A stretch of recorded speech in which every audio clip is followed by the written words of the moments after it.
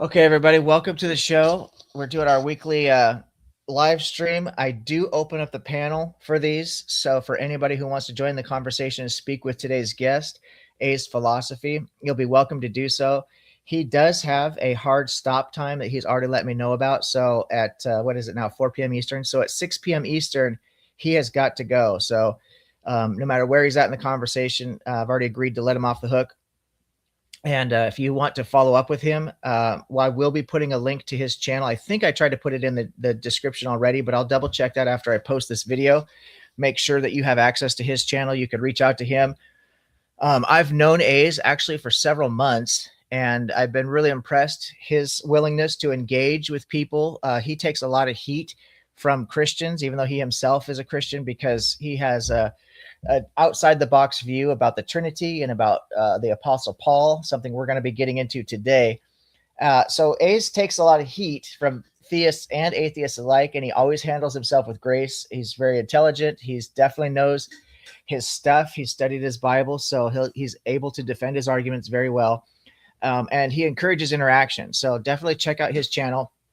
I've had several great conversations on his channel previously before I started doing my own thing.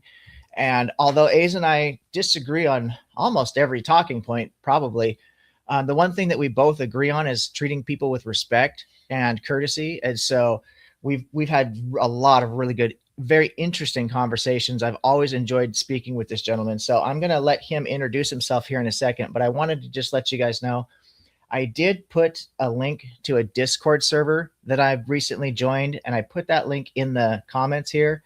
I highly encourage everybody to check that out. It's Missing Mods Discord server, and it is full of people from both sides of the aisle, atheists and theists, young earth creationists, theistic evolutionists. I mean, you get everybody in there, atheists, skeptics, agnostics, Christians. So it's a really great server, and they have a lot of interesting conversations. You're pretty much free to bring your own beliefs, question people's beliefs and stuff. I ask that if you do go there, please be polite and respectful. Same thing with my channel. If you're going to come on and talk to our guest after he's done with the presentation, then I expect everyone to be polite to each other. You can ask the tough questions, but we're here to attack ideas and not attack people. So also, I just want to plug really quick. I should have probably tried to pull a link, but I don't have it handy. But you guys could go check out my channel. I just recently posted a video called Courage Without Fear. I did that on Sunday. It was my, I guess you could almost call it thesis against antinatalism. You know, do we need to experience suffering to be able to attain courage and other virtues? And I think that the answer is yes. I'm very proud of that video, the way it turned out. So please do check out that video when you have time. It's Courage Without Fear, and interact in the comments. If you have a story of how you've overcome some suffering, I'd appreciate it if you would share in the comments of that video so that other people can be inspired or encouraged by your own experiences. And I think that's pretty much my intro. So I'm going to turn it over and let AsPhilosophy introduce himself.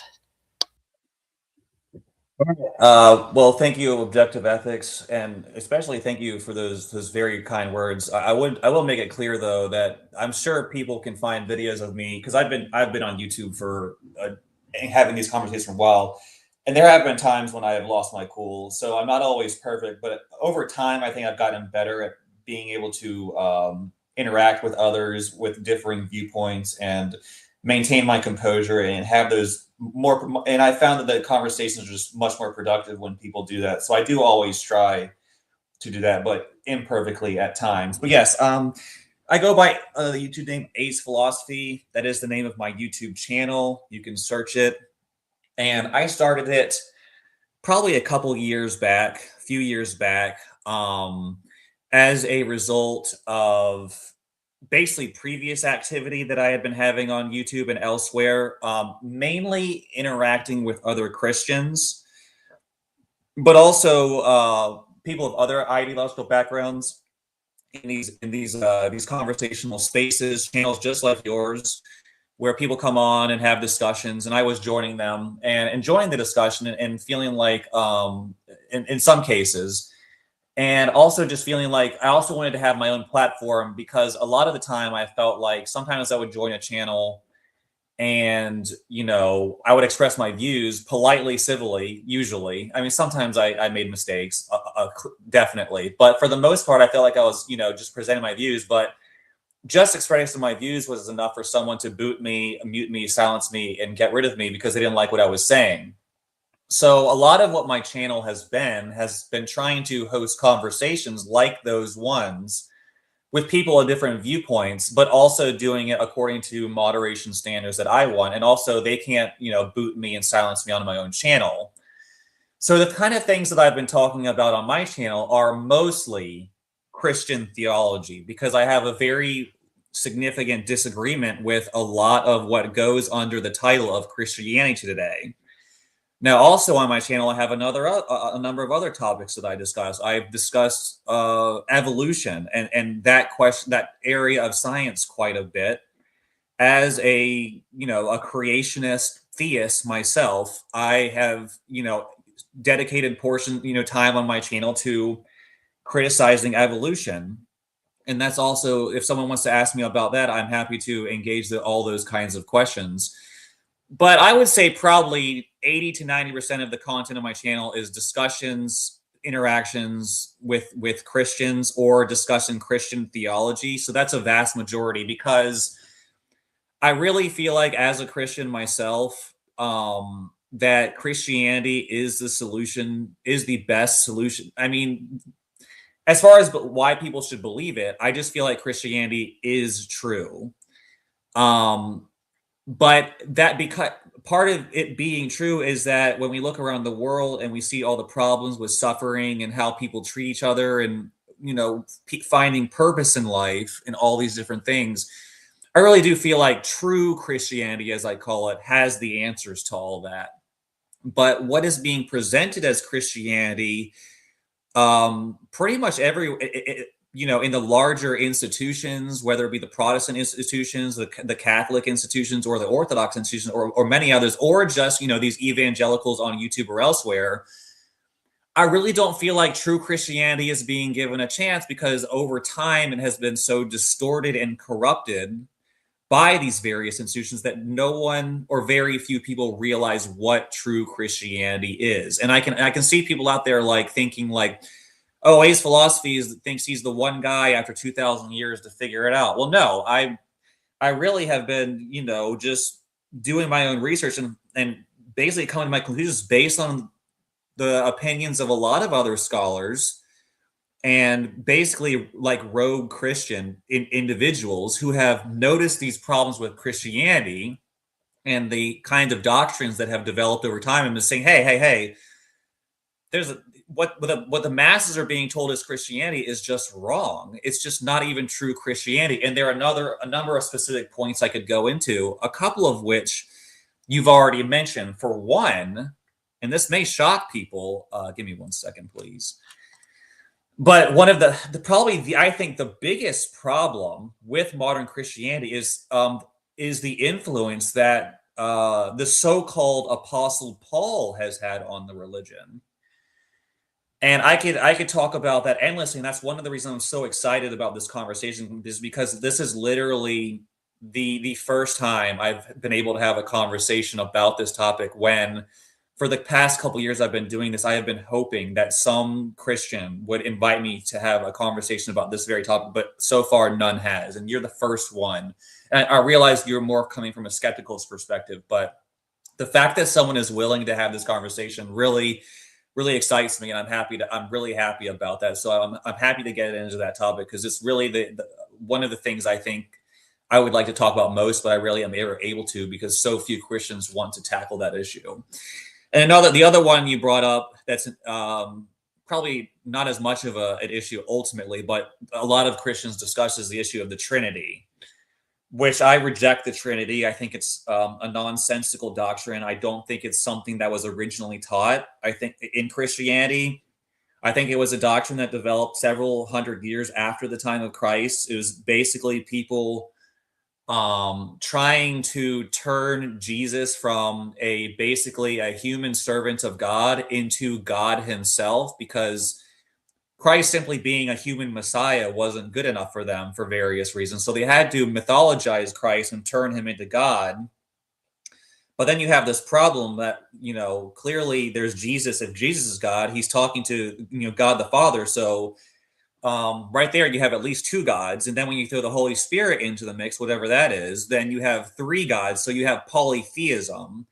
So a lot of the early, unfortunately, instead of teaching people to be like, good people that help society like Christ taught, a lot of the divisions in the early church are people arguing about, the essence of Christ, and these doctrinal issues about like, how can you have three gods that are one God? And literally, this is after, it took several centuries. I would argue maybe even 6-7 centuries for the church to finally iron all this out, and for the institution, the Trinitarians who won, to really oppress violently in some cases all of their opposition. And basically that's where we are today, is where the Trinitarians, for the most part, have established themselves as not the only game in town, but certainly the big player. And anyone who doesn't accept the Trinity is considered a heretic. Whereas if you actually look at the words of Christ himself and the very early church, it's just very clear that even Christ himself taught that I don't think he ever claimed to be God. And it certainly wasn't something he said you have to believe to be a true Christian. A lot of his teachings were focused on ethics. So those are just two of the largest issues that I see with Christianity, how it's being taught today. Now, again, I guess in conjunction with those two, what really solidifies the problems is actually, shockingly, the Bible itself. The Bible is not an inherently Christian document. It is actually a document that was created to preserve the corruptions and distortions of the early Catholic Church. And if you research the history of the Bible, it was not something that was commissioned by Christ. It was actually, like I just said, something that was developed over several centuries and established by early church theologian. Not even early. It depends on what early is a relative term. But the point is, the Bible did not exist for the first several centuries of Christianity. It was something that occurred hundreds of years after Christ. So the Bible is not an inherently Christian document. That's one of the major conclusions that it's really hard to break through to Christians about that. But so part of what the trouble I'm facing is that I'm attacking, I'm trying to reform Christianity, but that means basically attacking what most people think Christianity is. And at the same time, I'm a critic of atheistic philosophy and materialistic philosophy. So it's kind of hard to really gain a following, because I'm basically criticizing everyone, and there are very few people, but at the same time, I'm hoping that people are able to basically just evaluate my claims and arguments based on their merit. And it's a tough slog, but it's worth doing, because I think it's all very important. So I've said a lot. I don't know if there's any question that has arisen since I started speaking, but feel free to interject if you want and direct the conversation. Yeah. No, that was a great introduction. I think you did an excellent job of kind of giving an overview, because there is a lot to unpack there. Before I get into it, I want to acknowledge somebody who's in the chat, B.S. Lewis. For anybody who doesn't know, he's been in the community a lot longer than I have, and he's been on the internet a lot longer than I have. So you guys may already know who he is, but B.S. Lewis, I first came across him. In fact, I think it might have been on A's channel. Now that I think about it, he popped into one of your lives. I'm pretty sure that was how I met B.S. Lewis. But I was really impressed with him from the get-go. He has a great argument he calls his trilemma argument. And I've been hitting him up, trying to see if I could get him to come on as a guest and run that argument and kind of break it down, because I think it's a really, it's well articulated, and it's pretty powerful argument, in my opinion. But he has his own channel, and he does a fantastic job. I would put him on par with like a non-stamp collector. It's extremely creative. So I will be sure to put a link in that once this video is over and I go back in, I will put a link to B.S. Lewis's channel in the description. And I highly recommend you guys check him out. He's also, I think, on that Discord server that I put a link to in the comment of this video. So again, if you aren't already a member of that Discord server, it's Missing Mods Discord server. Please do join that and join the conversation. So Ace, that was a great start. Let me there's so much I could say just based off of that. I do have a list of a few questions to kind of keep myself kind of linear, because one of the problems that A's and I have had, we've had so many great conversations on his channel, as I mentioned before, but we get so caught up in the weeds talking about different things that we never really come to any conclusions about anything. So I'm trying to stay a little bit more on task here, but I will say, just off of what you said there, as someone who has spent 30 years formally and informally educated in religion in general, and particularly in Christianity, the whole concept of Paul versus Jesus just sticks out like a sore thumb to me. It seems so obvious that these are two completely different doctrines, and yet Christians have found a way through cognitive dissonance, in my opinion, to mash this all together. And a lot of it comes just from tradition. They just get told something when they're young. They're indoctrinated into this mindset, and it's impossible for them to get out of it. The same thing with the Trinity. I think that's just the most nonsensical thing I've ever heard in my life. And it's completely inexplicable. You cannot give a coherent explanation of the Trinity, no matter how many times people try. And you can see that they really believe what they're saying, and they're convinced that what they're saying is intelligible, but it's not. It's literally incoherent. It makes no sense. It violates the laws of logic, and it's like trying to explain a square circle to somebody, right? You're just listening to these people, you're like, that just doesn't make any sense. But in fact, I would recommend, if you check out A's channel, I don't have any links. I could probably find some. Maybe I'll try to get one in the description. But if you check out A's channel, he did a debate recently on Standing for Truth regarding the Trinity, and I thought A's did an extremely, a very good job of breaking down the Trinity from using an exegesis within the Bible itself, not using the laws of logic or things of how I would attack it as a skeptic, but from within the Christian worldview itself, using the scripture to basically debunk the Trinity concept. And I thought Ace did a great job in that debate of doing that. So for anybody who is interested in the whole Trinity nonsense, Ace is definitely the guy to talk to about that. So let me go ahead and move into one of the questions here, because this Paul versus Jesus thing, I find this to be quite fascinating. I would say, and I've been saying for a long time, that most people who call themselves Christians are not Christians. They're Paulinists. They're following Paul's version of Christianity. And if you take the whole corpus of the Bible cover to cover, Paul's content, his letters, 13 letters or whatever it is such a small version of amount of content, such a small, addition to the Bible, relatively speaking. And yet that's what 90% of the Christian doctrine is built on. It's so wild to me. So let me see. What would you say? The first question is, what are the contradictions between Paul and Jesus in your view, A's? Yeah, I just wanted to say, I have just been sitting here shaking, like nodding my head in agreement with everything you've been saying. I really am so happy. I just want to reiterate how happy I am to be able to have this conversation about Paul, and how Paul and Pauline theology has totally corrupted and overtaken basically what should be Christ's teachings.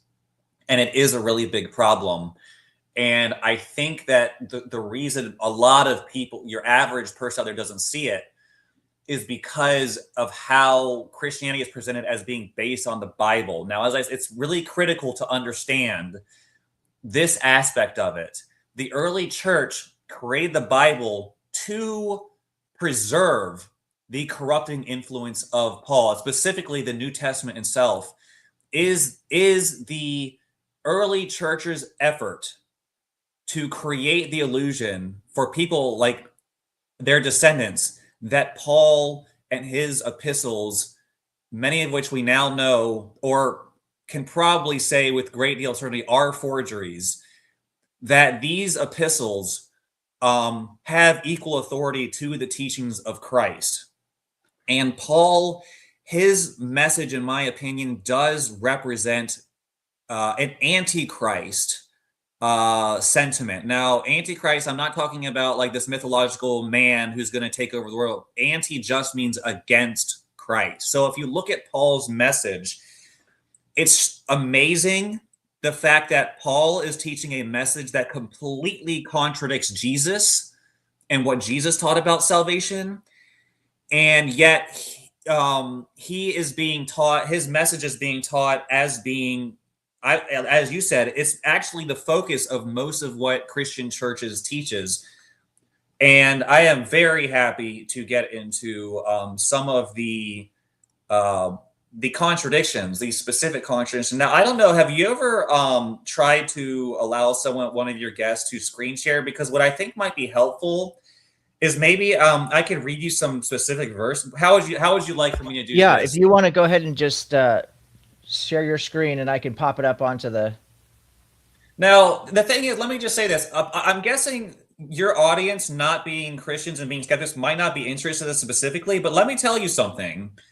A lot of people leave Christianity because of things they hear about it, but do they actually know what real Christianity is? If what you've heard about Christianity is the Pauline presentation of Christianity, then you actually don't even really know what Christianity is. So hearing this might actually help you reassess, like, well, what these people are saying Christianity isn't really what I've rejected. Let me take a look at what AsPhilosophy is saying and see what is real Christianity when you recognize that what's being presented today is a Pauline corruption of the truth. So let's go ahead and do this. I'm going to share my screen. Yeah, share your screen, because even if people watch this video afterwards, I don't know how many theists versus atheists. I see it pop up right here.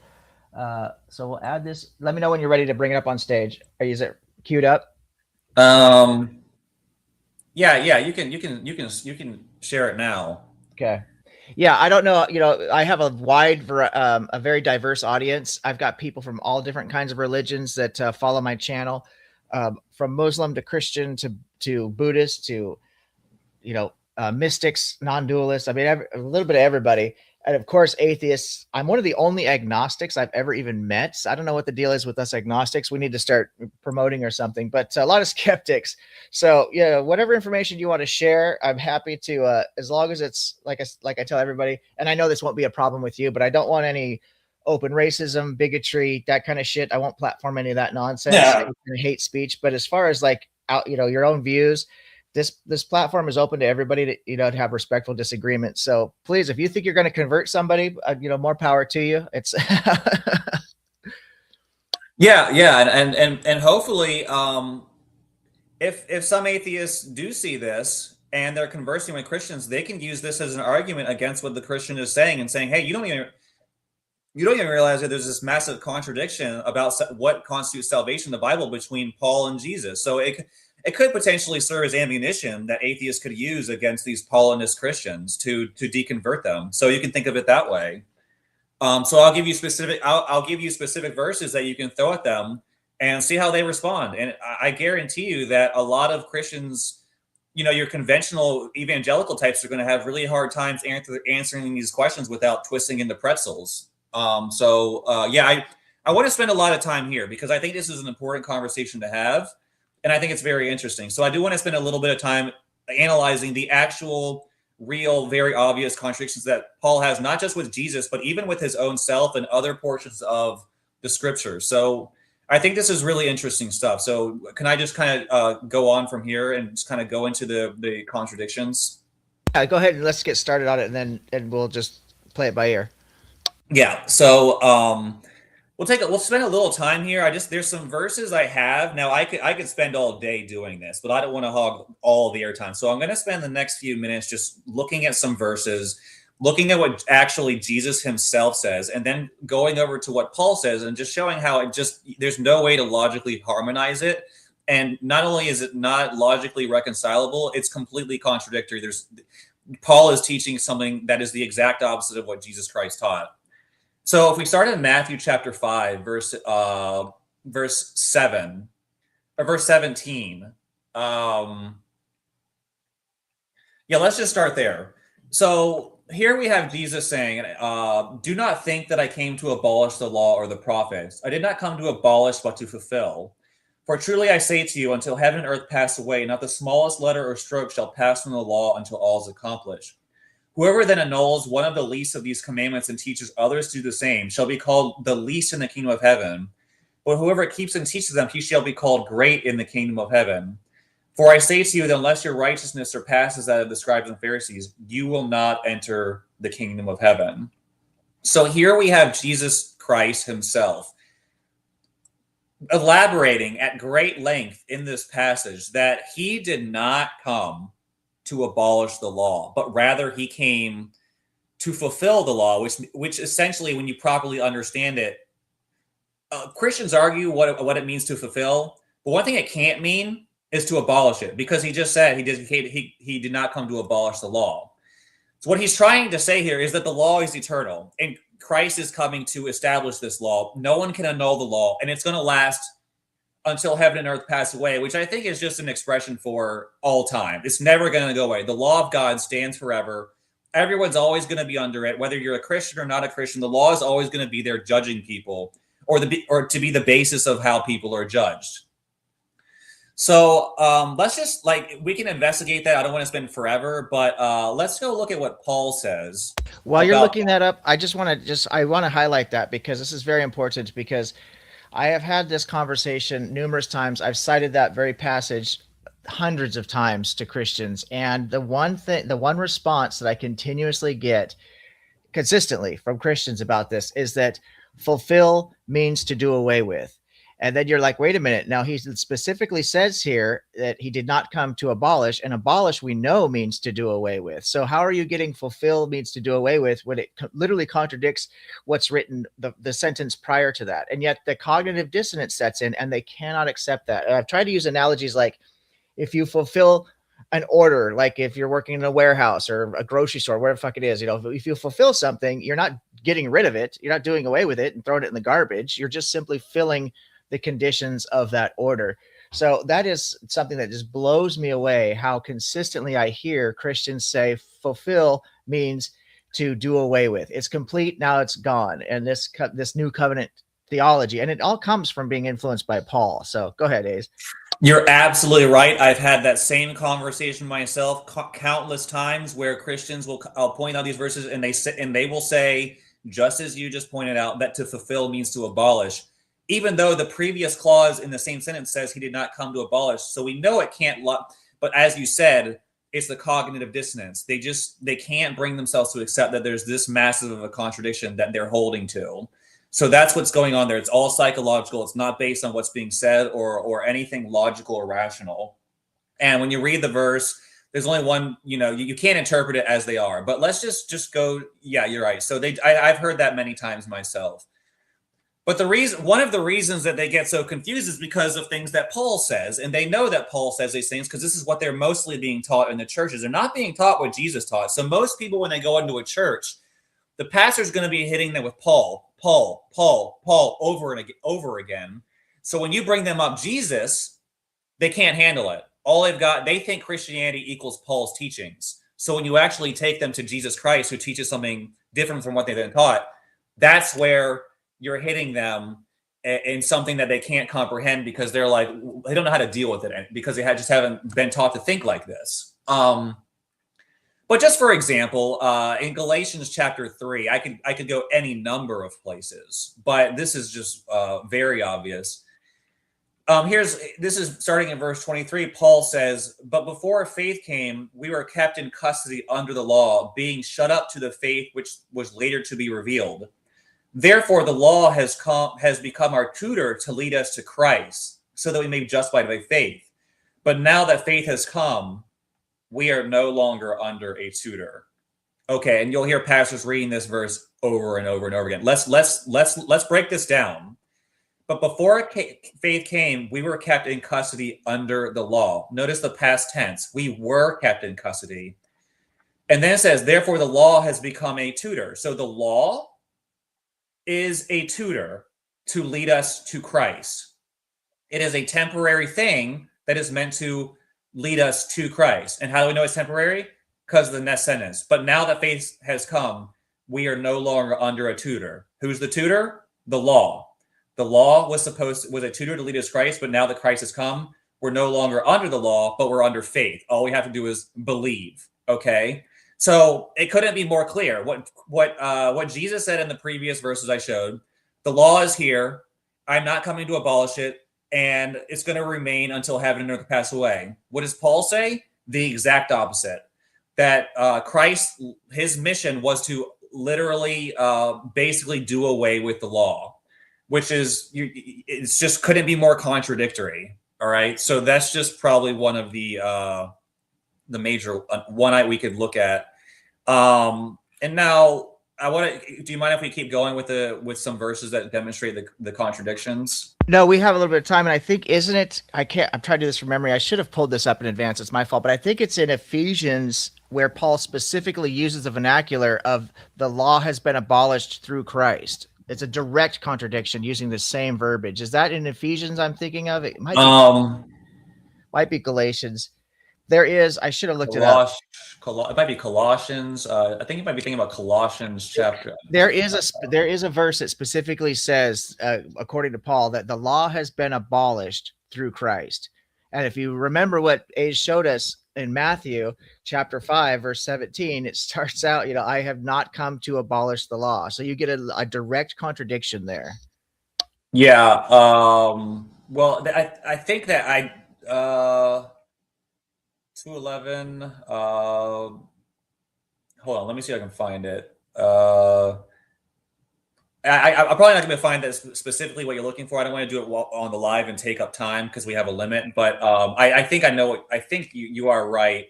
Maybe that's one of the verses. I have some of them written down that I was going to bring. And anyways, yeah, I believe you're right. I had to look at see what the specific passage was. It might actually be in Galatians.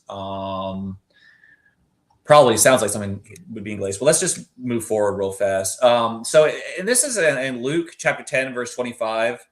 And a lawyer stood up and put him to the test, saying, "Teacher, what shall I do to inherit eternal life?" And he said to him, "What is written in the law?" So this is Jesus saying, somebody asked him, how do I attain salvation, inherit eternal life? It's all the same thing. And Jesus responds, "What is written in the law?" So Jesus' response is to go straight to the law. And the guy asking the question says, "You shall love the Lord your God with all your heart, with all your soul, with all your strength, all your mind, and your neighbor as yourself." And Jesus replied, "You have answered correctly. Do this and you will live." So Jesus says, somebody asks him, "How do I gain salvation?" The man's response, Jesus' response is, "Well, what is written in the law?" So the law is the answer to how we are saved. Now, if you go to Galatians 3:11, so we're in Galatians again. Galatians is filled with these kinds of statements. It might even be where it's explicitly said. It might be Ephesians. Ephesians' most famous verse is, "Salvation is a free gift of God. It is not by works, but lest any man should boast." So that is in there.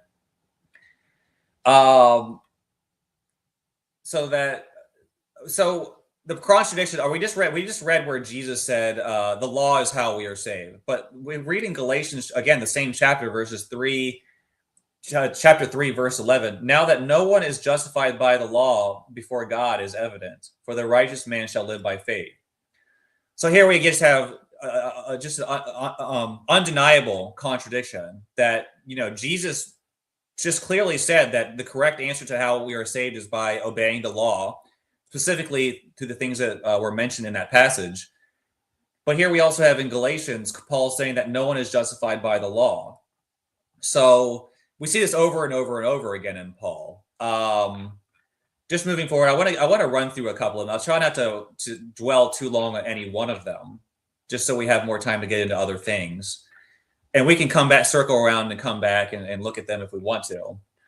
But here's Jesus in Matthew chapter 7, verse 21, saying, "Not everyone who says to me, 'Lord, Lord,' will enter the kingdom of heaven, but he who does the will of my Father who is in heaven will enter." So we see, not everyone who calls me Lord, basically saying not everyone who believes in me will be granted eternal salvation, but only the one who does the will of the Father. You have to do something. You have to carry out these meritorious acts.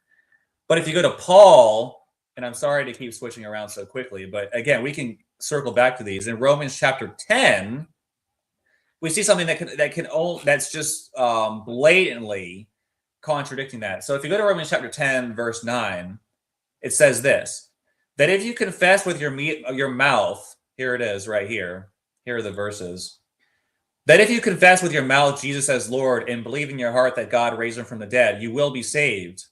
For with the heart, the person believes, resulting in righteousness, and with the mouth, he confesses, resulting in salvation. So we have Paul here just taking a hammer to what Jesus said. Jesus said, not everyone who calls me Lord, Lord, basically not everyone who believes. But here we have Paul saying, if you confess with your mouth that Jesus is Lord, okay, that's strike one, and believe in your heart God raised him from the dead, you will be saved. That's strike two, because Jesus said you have to do the will of the Father. It's not about belief. It's about your actions. It's about your actual obedience and how you conduct yourself. So again, just a massive, massive, obvious contradiction. That is the exact opposite of what Jesus taught. And I want to show a place where Paul just flat out contradicts himself. If you go to Romans chapter 2, quickly, and you go to verse 13, we have Paul just basically going crazy compared to things you've already seen. And it says this, for it is not the hearers of the law who are just before God, but the doers of the law will be justified. Now, you're probably reading that and you're thinking, what the heck? We just read multiple places where Paul says no one will be justified. But you're right. This is how crazy and disconjointed Paul's messages are. He contradicts himself constantly and says things like this all over the place. And this is Romans chapter 2. But if you go to the very next chapter in Romans chapter 3, and you go down to verse 21, it's actually verse 20. Because by the works of the law, no flesh will be justified in his sight. Well, wait a minute. Well, you just said in the previous chapter, which in those times when Paul wrote this, there were no chapters. Those were something that was added later. So Paul literally just wrote a few sentences before this that only the doers of the law would be justified. But here we have, again, a few sentences later, him saying the exact opposite, that because by the works of the law, no flesh will be justified. And in 3:28, it's even more clear. For we maintain that a man is justified by faith apart from the works of the law or doing of the law. So it's amazing how often these kind of contradictions appear. So Paul's not just contradicting Jesus, he's constantly contradicting himself. And this is just one example I bring up to show that, and I want to do one more. I have a number of them listed here, but I don't, there are a lot of things we can talk about, and we can continue to talk about this, but there are a couple of them that I really wanted to show. And this will be the last one of those. If you go down to, if you go down to, again, go to Galatians again. Galatians is just filled with heresies. We see this really amazing thing that if you go to 3:19, it says, why was the law added then? It was added because of transgression. So that's something we could discuss right there, but that's not what I want to focus on. Having been ordained through angels by the agency of a mediator. So the mediator there is Moses. What's fascinating here, and I think is very striking and just inexplicable, is that Paul here is saying that the law of God was ordained through angels. Now, if you go to the Old Testament, where the law is given to Moses, you will not see a single instance of an angel being involved in the giving of the law. It is very explicitly being given to Moses by God himself. Now, I know an atheist won't believe that, but just from an internal critique standpoint, the idea that Paul is putting forth here, that the law of God is being given through angels, is just a blatant and inexplicable contradiction. Because if we go to Exodus, for instance, chapter 31, real quickly, and we'll end it here. We see here in Exodus 31, verse 18, when he had finished speaking with him upon Mount Sinai, he gave Moses the 2 tablets of the testimony, tablets of stone, written by the finger of God. So we have here Paul saying that the law of God is given by angels, but there is not a single instance in the entire Old Testament where you can see angels giving the law. Anytime any aspect of the law is being given to anybody, it's always God doing it. And I think the reason for that, I'll show you real quickly, and I'll end it after this. The reason Paul does that, if you go and read in chapter 1 of epistles, what he says here in chapter 1, verse 8, but even if we or an angel from heaven should preach to you a gospel contrary to that which we have preached, he is to be accursed. So what does this have to do with anything? Remember, Paul just said that the law, according to him, was given by angels. So what he's doing, he's saying the law was given by angels, which is a lie. And he's setting himself in the gospel that he's writing his epistles above the laws given by angels. So read it again with this in mind.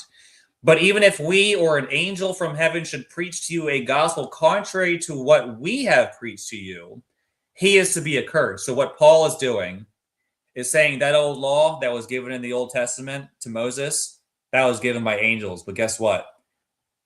The angels, if they preach a different gospel than what we're saying, they're accursed. So listen to what we're saying.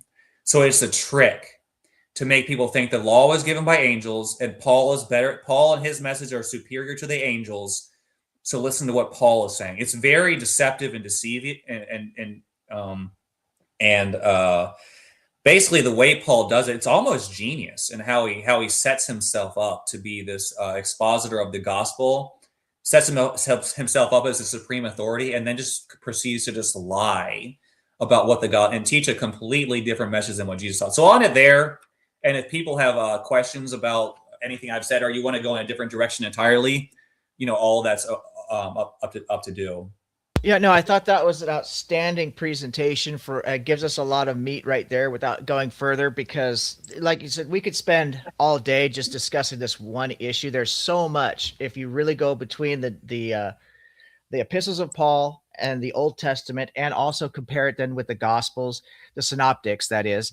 There's just so much content there. It's self-refuting if you're willing to be honest and just let the text speak for themselves. And I find it to be amazing because this is really the foundation that the church was, the Catholic Church and the Orthodox Church, that it was built on. And this is what leads to the apostolic tradition and things of that nature, where people claim to have this divine inspiration or this divine revelation, right? You get it through the church fathers, etc., and then they pass it down to the people, and it allows this malleability. Oh, I'm not saying that correctly, but this flexibility to where they can update whatever they really need to, right? On the fly if necessary. And this is exactly what I think Paul was doing. I don't get my information from any men or any teachings. I get it directly from inspiration from Christ, right? From these visions with Jesus. And so it starts with Paul, and then the church is like, oh, this is so convenient, how we could just make up anything we want and say it came from God. And that's exactly what the church has done, in my opinion.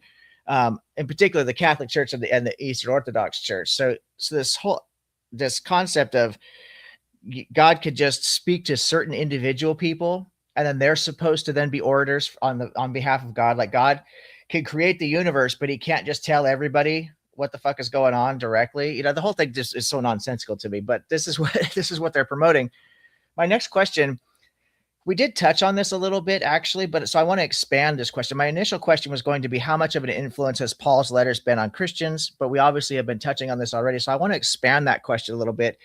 And I want to ask you about, if we take, because it seems to me, I just get your thoughts here. It seems to me that if we take Paul and we take the Gospel of John out, right, the entire foundation of modern Christianity just crumbles. How do you think about that? Because you're right. Trinity. You're right. Yeah, Paul and the Gospel of John are basically the basis of what constitutes modern evangelical Christianity. Absolutely, you're right. If you take them out, modern Christians and what they teach they really have no leg to stand on.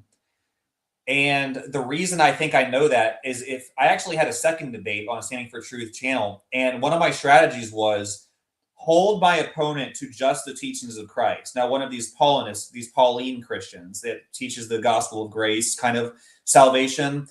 Now, when I do this, when I force people to stick with the synoptic gospels mostly, and what's being taught there, as opposed to the Gospel of John and the Pauline epistles, they crumble so quickly. They cannot deal with it. So you're right.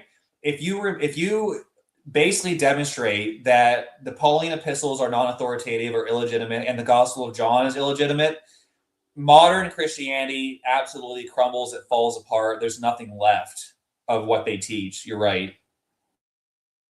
Is there anything left for New Covenant theology? This whole epistemology about the new covenant, through Christ, how much is really left without Paul and the Gospel of John? Well, it's not that new covenant theology is again, like, it's not that new covenant theology is inherently wrong. It's what's defined as new covenant theology. So the new covenant theology, according to the Paulinists, is the Pauline idea of salvation by grace through faith. But if you actually read what Jesus taught, Jesus did teach that there is a new covenant, and the new covenant is discussed in Jeremiah of the Old Testament. So that there would be a new covenant is not necessarily a contradiction. But what is the new covenant? The new covenant, according to Jeremiah, isn't that there would be this change from a law, a salvation by the law to a salvation by grace through faith in Christ. The new covenant theology is that the law, the so-called Old Testament law, would be established more definitively in the hearts and minds of men through the life and ministry of Jesus Christ. So the new covenant actually does stand, but only if you properly understand what the new covenant really is. I just want to take a quick moment and just shout out. I noticed that Joe from the Kentucky Atheist channel has stopped by, and it's always great to see him. I will be sure to put a link to his channel in the description of this video as well. I try to remember to do that whenever I mention somebody's channel.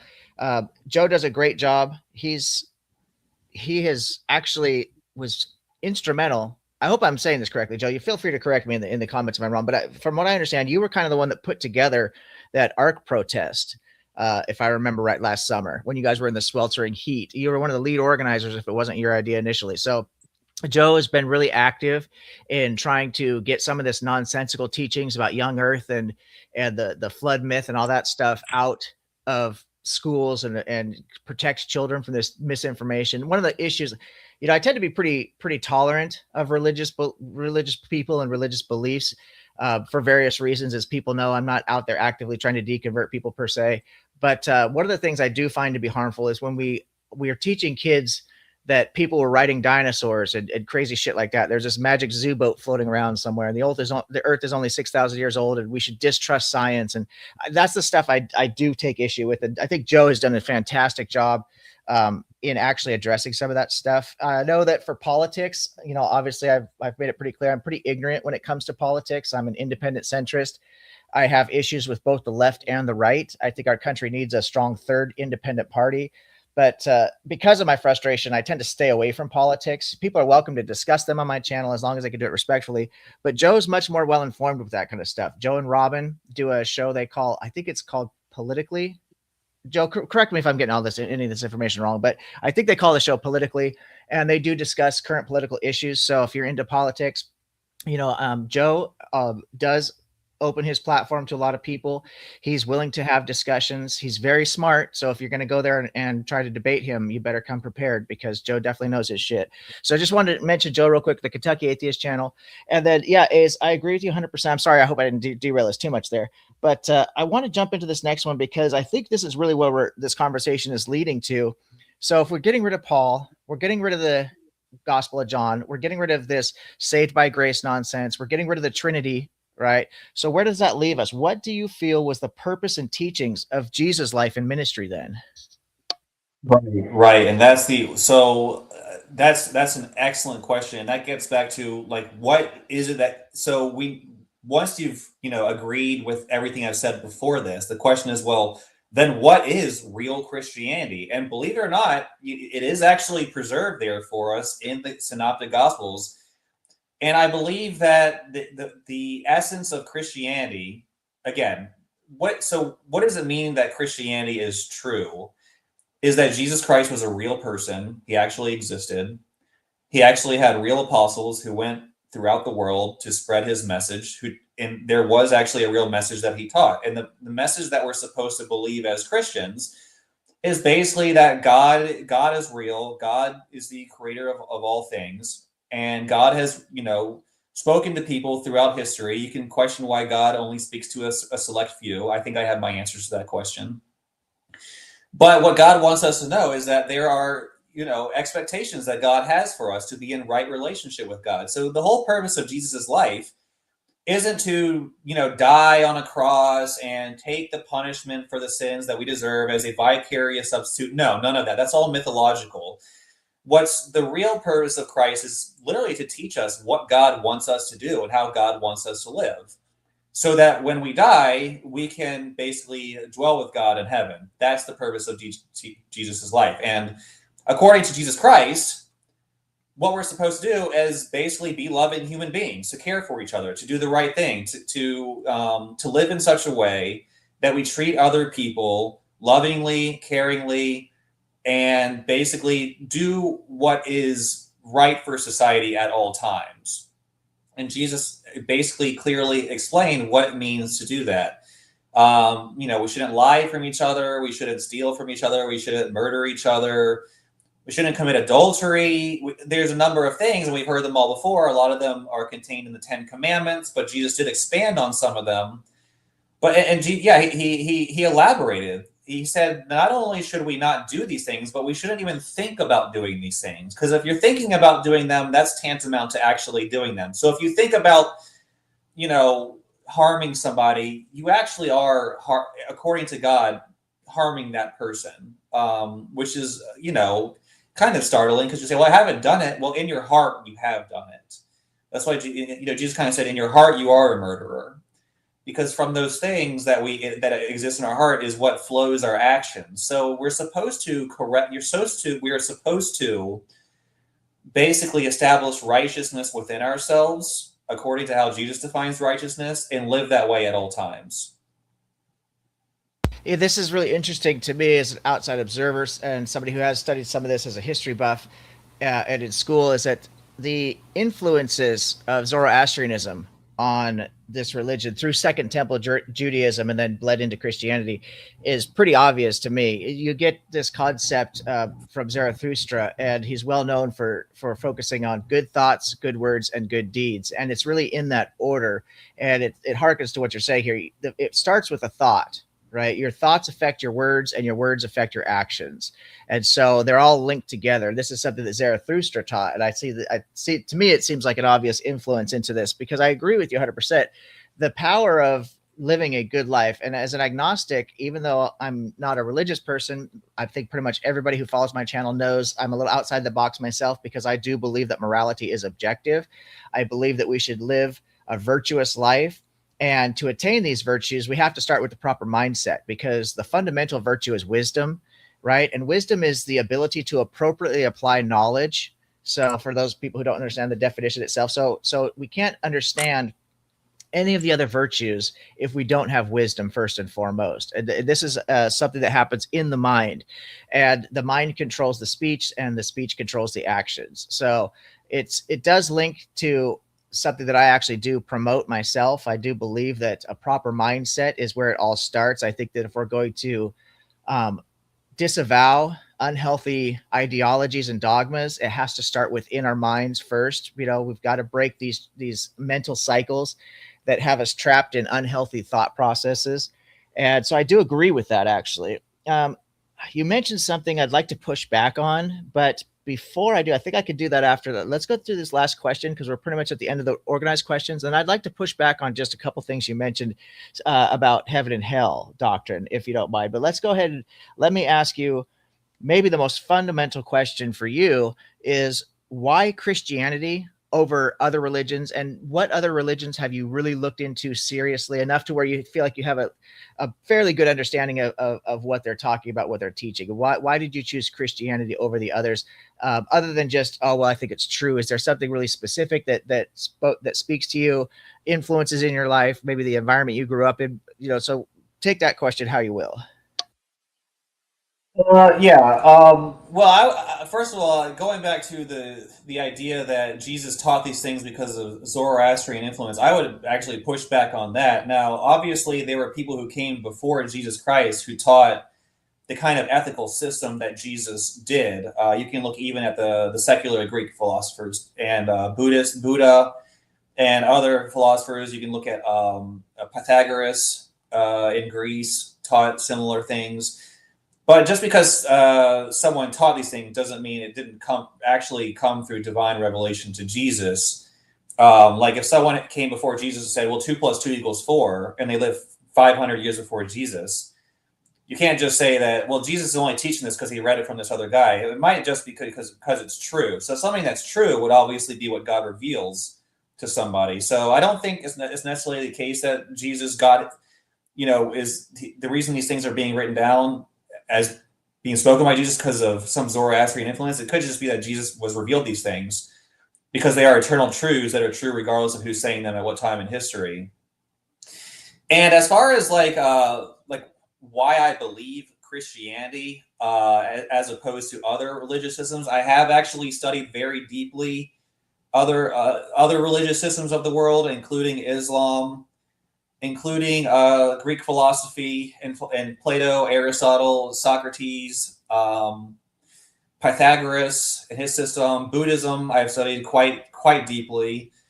And seeing that there are these similarities, these parallels. Zoroastrianism is something that was in that area long before Christianity arose, and many scholars have said that there is an influence between the Zoroastrians.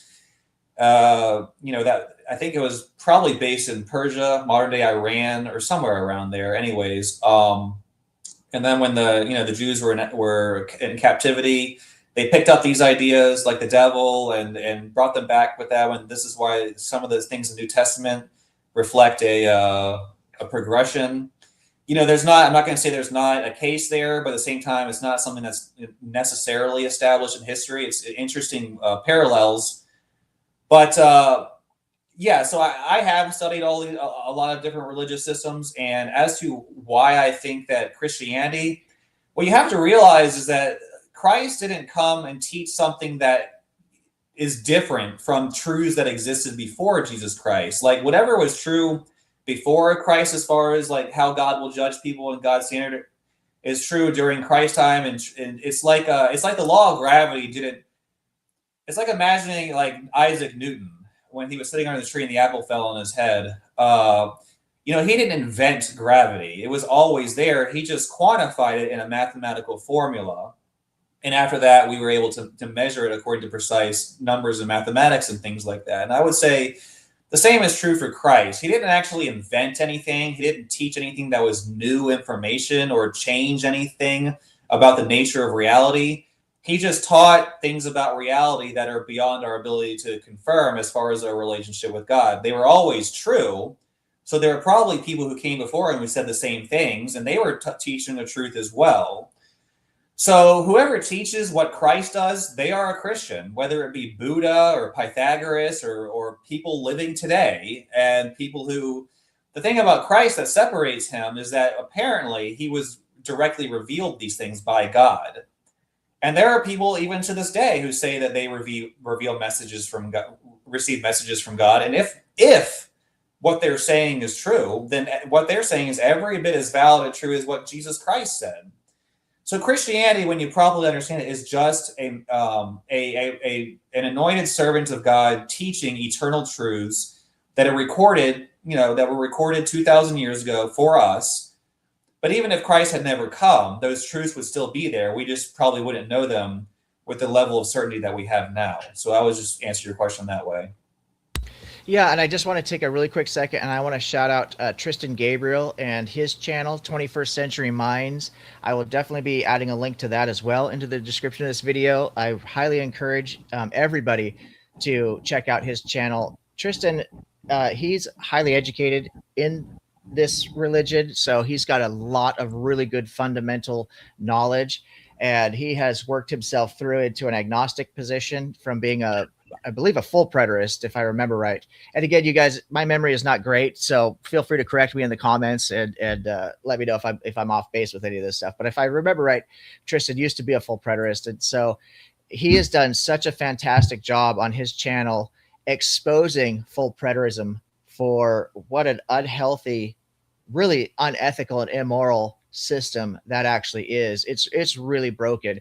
And Tristan, I don't think there's anybody on the internet that's done a better job than Tristan has of exposing that for what it is. He hosts debates on his channel. He's actually hosted at least one, if not two debates that I've been a part of. He's a very professional moderator, no biases. He keeps the playing field very even, and he does a really good job. So I highly recommend checking out Tristan's channel. It's such an honor to see him stopping by.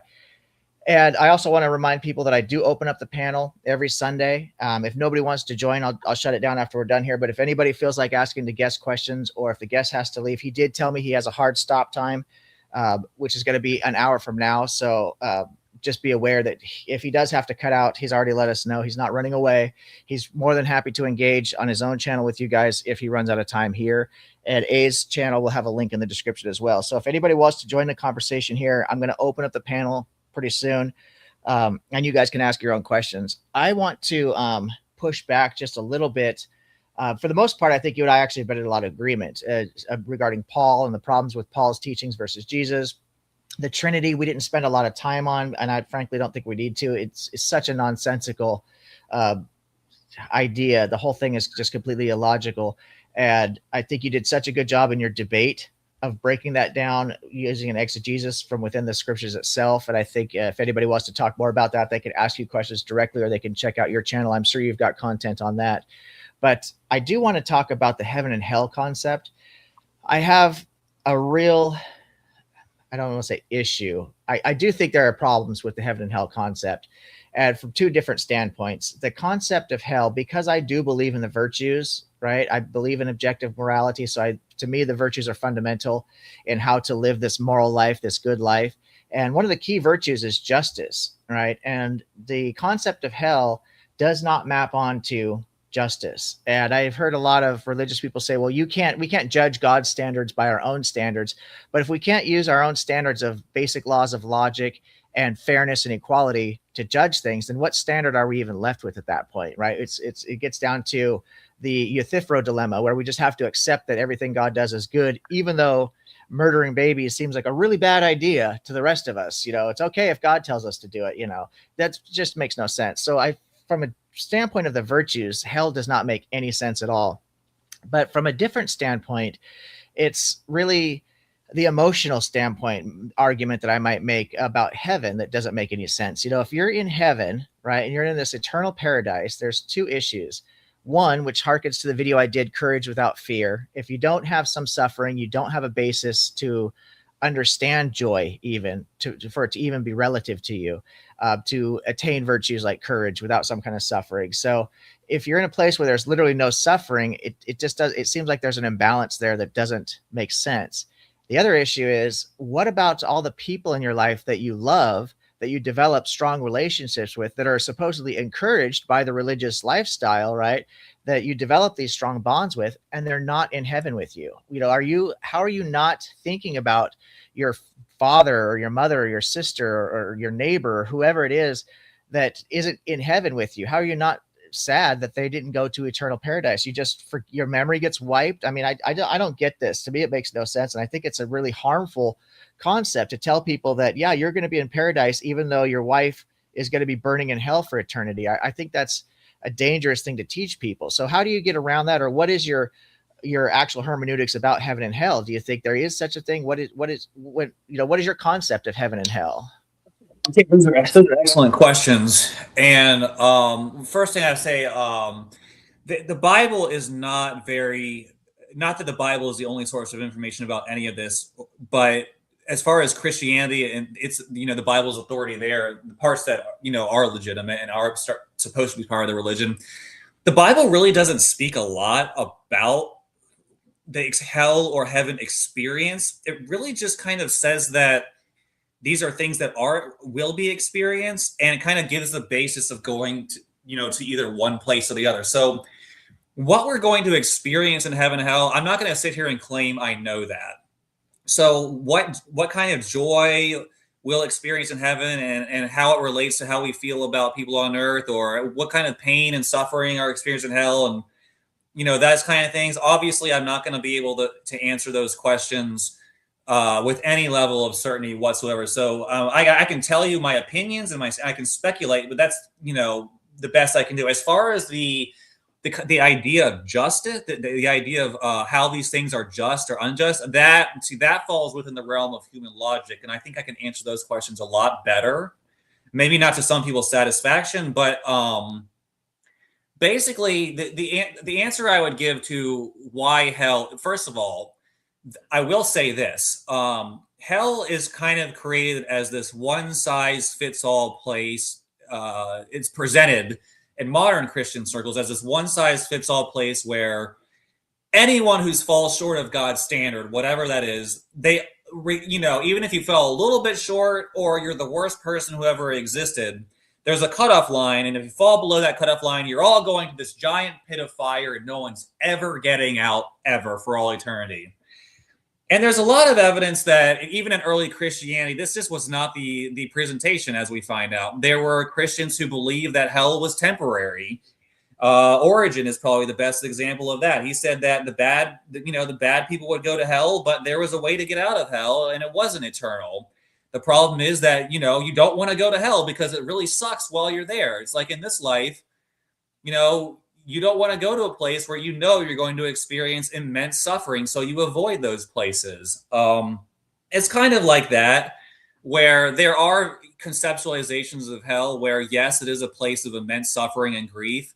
It isn't necessarily eternal, and you also have conceptions of hell where there are different levels of hell, just like there are different levels of heaven. So someone who did a little bit of good in this world, even Papias, who was a second century Christian historian, said that it was the tradition of the earliest Christians that there were levels to heaven and hell. So the lowest level was there was going to be a little bit of joy for people who kind of, did the right thing in life. And the highest level of heaven were for people who did really well and helped all kinds of people and basically, were the kind of people who inspire millions and millions of people and save lots of lives. These are people who get the highest level of heaven. And similarly for hell, there were, if you did a little bit of bad, then there were levels of hell where, it wasn't that bad, but it wasn't, it was clearly not a place you wanted to be, but it wasn't as bad as the place where the genocidal maniacs go and the people who, physically assault women and do the really horrible things. And, the mass murderers, the people who do bad things in school to children. I don't think I have to say the word. These kinds of people to go to a really, really bad place and they suffer and it's really hard for them to get out of hell. So there are, even within Christian tradition, there are these different concepts of hell that kind of allow for a non-eternal, I think what speaks more to the idea of human justice, which is that no one should be punished eternally for temporary or transient infractions of God's law. So these understandings do exist out there. Now, should people go to hell? Well, absolutely. Just like if you're a criminal, it's not wrong to send criminals in modern society to prison to punish them. And that's part of what prison is. It's a place to make you suffer for the bad things you did. The people in prison on our earth are not happy. They're separated from their families. They're put in this small room where they have to eke out a meager existence for however long it is they're serving their prison sentence. But I think most people would agree that if you commit a crime that's serious enough, part of the punishment is that you should feel bad for doing that. And that's also a deterrent against doing it again. Because a lot of people, unless you negatively reinforce their actions, will continue to do the things that are causing suffering for other people. So if you set up a punishment that is unpleasant, that says, you're going to be separated from society, and you're going to go to a place where you're going to suffer, people are less likely to do the things that are unjust. So I think that hell is actually just. It's a place where people who've done bad things, according to Jesus anyways, it's a place where people who've done bad things go to experience the consequences of their own decisions against other people. So I guess I'll leave it there. And I see B.S. Lewis has joined us. I think that's B.S. Lewis, and we can continue as people see fit. Yeah, let me just really quick. I know I'd mentioned it earlier, but I want to say it again. B.S. Lewis, I'll have a link to his channel. I'll put in the description of this video after I've posted it, and I highly encourage people to check it out. I've mentioned you several times actually on previous videos. I think your trilemma argument is outstanding. I've actually watched you present it on a few different Christian servers. I think most recently I saw you do it on what is that lady's name? Teach Yahweh. What's her name? You know who I'm talking about? The Kenesha. Yeah, Kanisha, Kanisha. the three of them. She's got the young kid and then the older dude, and the three of them, they like to work together to kind of like gang up on the atheist, and they try to kind of support each other. When one is kind of struggling, the other two will jump in, and they've got a pretty good system. But I watched you get on there and introduce the trilemma, and you could see the smoke coming out of that one kid's ears. He was trying so hard to, because he knew it was a trap, and he knew whenever he answered, he was gonna end up getting screwed, and it was hilarious. But anyway, so anybody's welcome to join the discussion. I am gonna, before we get into open questions, I want to give A's a chance to make some final statements or whatever, and then we'll go ahead and ask him whatever questions you want. I'll just turn it over to you guys. But yeah, the heaven and hell thing, I do see there's some interesting concepts. Zoroastrianism, again, the influence of Zoroastrianism into this hell is not this eternal torment. That basically that Ahura Mazda is going to set things right. He's going to be victorious, and the truth will ultimately win out. And at that point, everyone is freed to exist in the truth. Even the bad people and stuff like that after a certain period. So there's this redemption for everybody. So you kind of, the whole hell, the eternal torment doesn't really, the eternal conscious torment and all that stuff isn't a part of that. The other thing that I will say is, even though when I talk to people, I have had conversations with people who say, well, if my religion isn't true, and they believe that there's no purpose in life without religion, how do I avoid nihilism and stuff? And I have my own answers to nihilism. I think nihilism is just one step in a process that someone might go through. I don't know any atheists that are actually nihilists. There might be some out there, but most atheists that I know, and agnostics like myself, are actually living a very fulfilled life, and that leaving religion frees them to live a better, more fulfilled life. It doesn't leave them with a lack of purpose, but the people who are still in the religion can't see their way out of it, because it's so tied to their identity. So I recommend to people who need to be religious to consider something like Buddhism, for example, because I think that an argument can be made, if you're going to look at the virtue of justice, that karma and reincarnation to me makes a lot more sense than just burning everybody in hell for eternity. But still, again, I think there's problems with that. There's no evidence of reincarnation or karma necessarily. So, but if you have to be religious, I'd say look into something like that. Get rid of this eternal conscious torment, because having to explain to your atheist child or your atheist partner that you're going to be in heaven for eternity and they're going to be barbecued endlessly, that just, those conversations have to be so awkward. I just can't understand how people could do it. But A's, why don't I let you have some closing thoughts? Anything you want to mention or highlight? Any projects you're working on, debates coming out, whatever you want to talk about, and then we're going to let B.S. Lewis ask his questions and introduce his own channel and do his thing here. I'm going to be continuing to host conversations on my channel. So anyone who sees this and is interested in anything I've said, please feel free to join me. I don't have a set schedule, unfortunately. I kind of just do them as I'm able. That might change at some point in the future, but I do want to say that, all views are welcome. I've had objective ethics on my channel before. I've had other skeptics on my channel before. I think B.S. Lewis has been on my channel before. A number of people in the atheist internet community. And, you're all welcome, just like, just like objective ethics said, as long as people are being respectful. I don't really care so much if you disagree with what I'm saying or have a different viewpoint, but let's just try to have a productive conversation.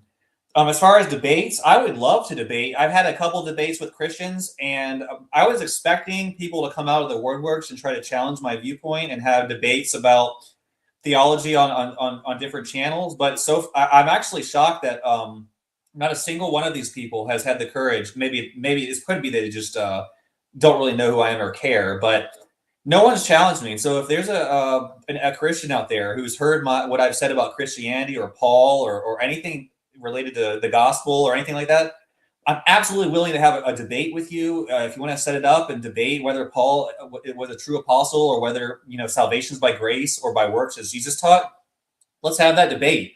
And we'll find a neutral platform. Maybe even objective ethics will be willing to host that, even though his channel is mostly skeptics. I think he'd be a great neutral host to have a debate like that. So I'm willing to have these kinds of conversations, and yeah, just basically check it out, and we can, carry on with the conversation here. As far as there are probably other questions you had, but I kind of forgot what they were. Sorry about that. No, that is, yeah. I probably would be willing to moderate a debate. I've had a few people actually reach out to me to ask me if I would do that. I've never moderated a debate before.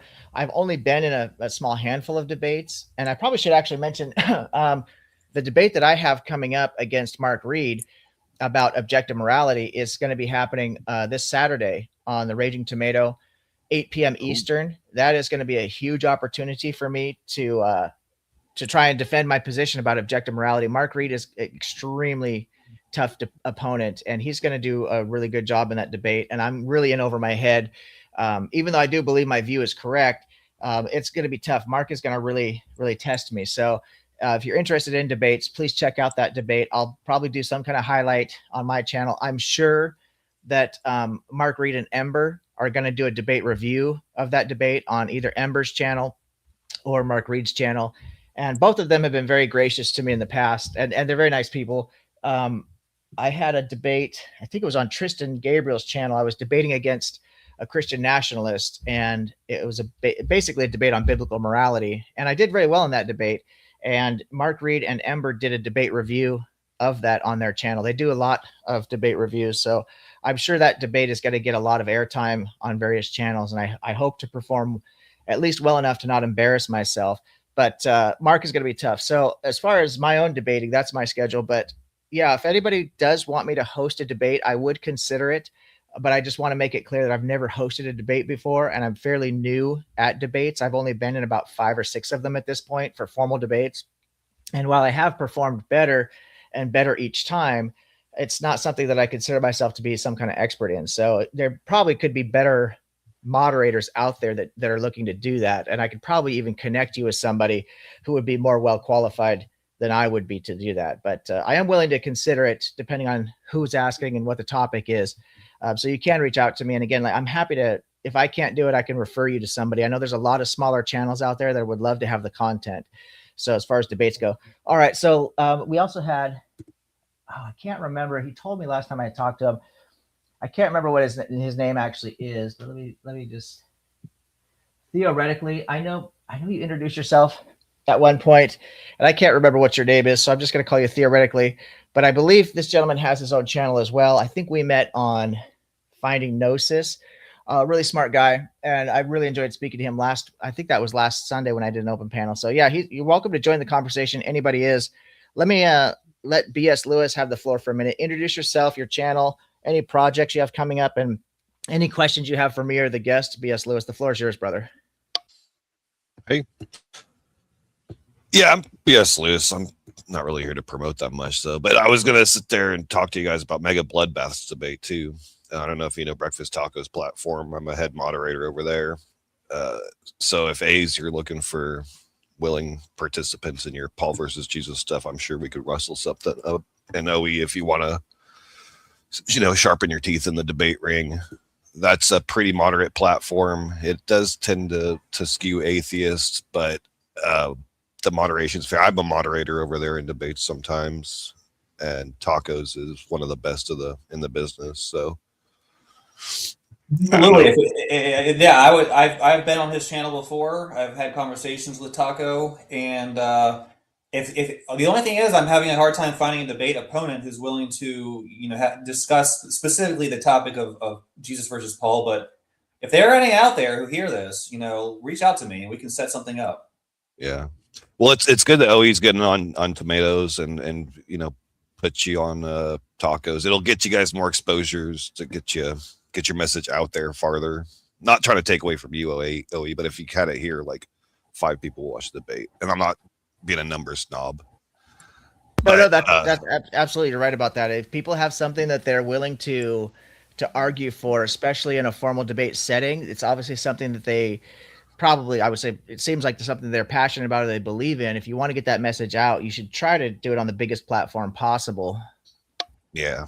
And it's, we're living in a day where there's some pretty good platforms out there, modern day debates still taken, but they take mainly the big names. And so if you want to make your, way up to that stature, you're going to be going to places like Tacos or Tomatoes to build up that reputation to make it to a big stage like modern day debates or something like that eventually. But I'm always supporting debates. I love debates, and I've big fan of A's. We've been, bumping into each other in open rooms for the past few years. And I've always had the Paul versus Jesus stuff on my mind. One of the things my wife brought up that she heard I was talking to you, and she asked me to ask you, is how do you reconcile the Damascus Road experience in light of the Paul versus Jesus contradiction or conflict? Like, how do I... Did he meet Jesus? No. Yeah, the Book of Acts is part of the deception. Yeah, that's actually when I get into these conversations about Jesus versus Paul, you're constantly getting into Paul was chosen by Jesus in Acts chapter 9 to be the chosen. So if you reject Paul, then you're rejecting. Then I have to explain how the Book of Acts is also filled with just problem after problem. You see, here's the thing: a lot of the New Testament is actually designed as a deception to solidify the Pauline distortion. So Acts chapter 9 didn't happen. That's fabricated history, 100%. I believe, anyways. I mean, you can't go back in time and disprove it, obviously. But in my opinion, but what they'll say is, well, Luke wrote Acts, and then Luke wrote the Gospel of Luke. So if you reject the Book of Acts, and you're rejecting Luke, actually, believe it or not, there is a number of reasons to think that the Book of Acts and the Gospel of Luke have different authors. It's obvious to me, but because of church tradition, you have to realize the idea that Luke wrote the Gospel of Luke and the Book of Acts comes completely from church tradition, and there's a lot of evidence against it when you look at the historical facts. So, yeah, unfortunately, the Book of Acts is itself an aspect of the corruption. So I'll go there. I'll say that. Doesn't he reference the meeting in his Pauline letters too, though?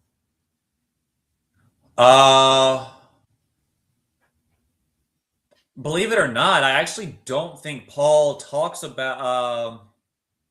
I could be wrong. I don't want to say anything with absolute certainty, because I believe that Paul does not. This is one of the striking things. Paul doesn't actually mention the Damascus Road incident in any of his other epistles. It's only in the Book of Acts. Now, in the book of Galatians, he says that the gospel he's preaching was revealed to him by Jesus Christ. But the problem with that is he doesn't say in what context. So he doesn't say it's this Damascus Road thing where Jesus appeared to him in a bright light. No, he just says that he was revealed this. We don't know when or where or what context. So yeah, Paul actually in his epistles never, strangely enough, you would think he would bring that up, but he doesn't. Well, can I just chime in really quick on that too? Because to me, it seems like, it would make perfect sense in the same way that like Matthew and Luke built off of Mark. I would think the same way that the Book of Acts builds off of the pre-existing epistles.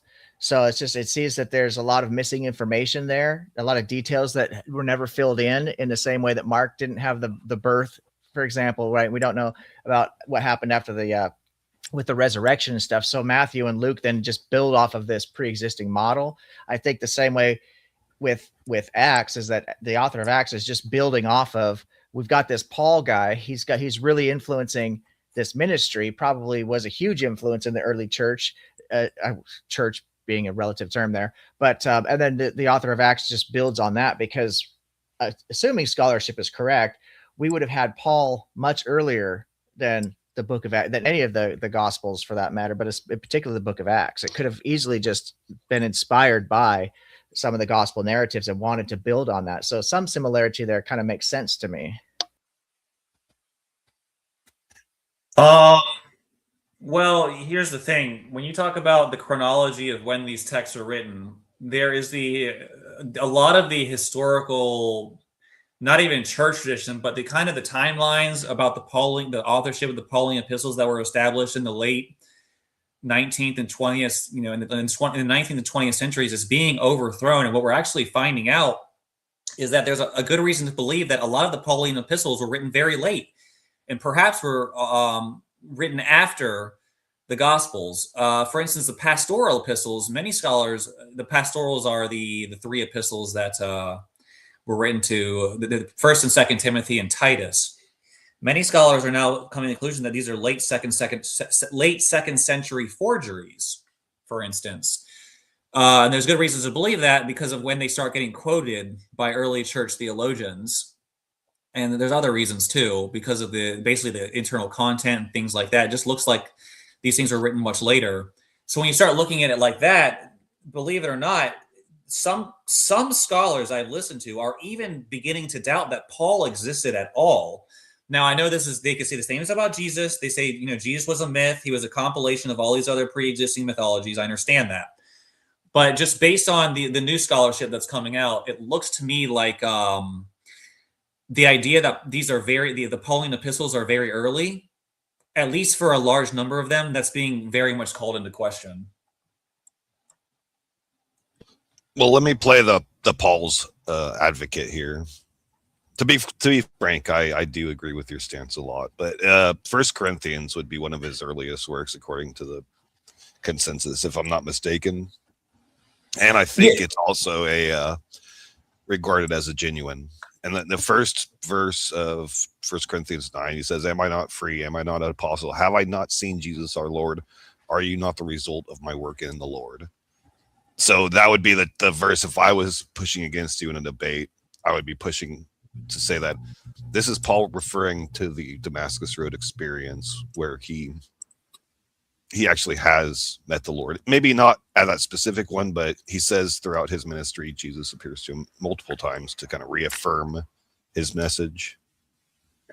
Well, again, okay, Paul says things like this.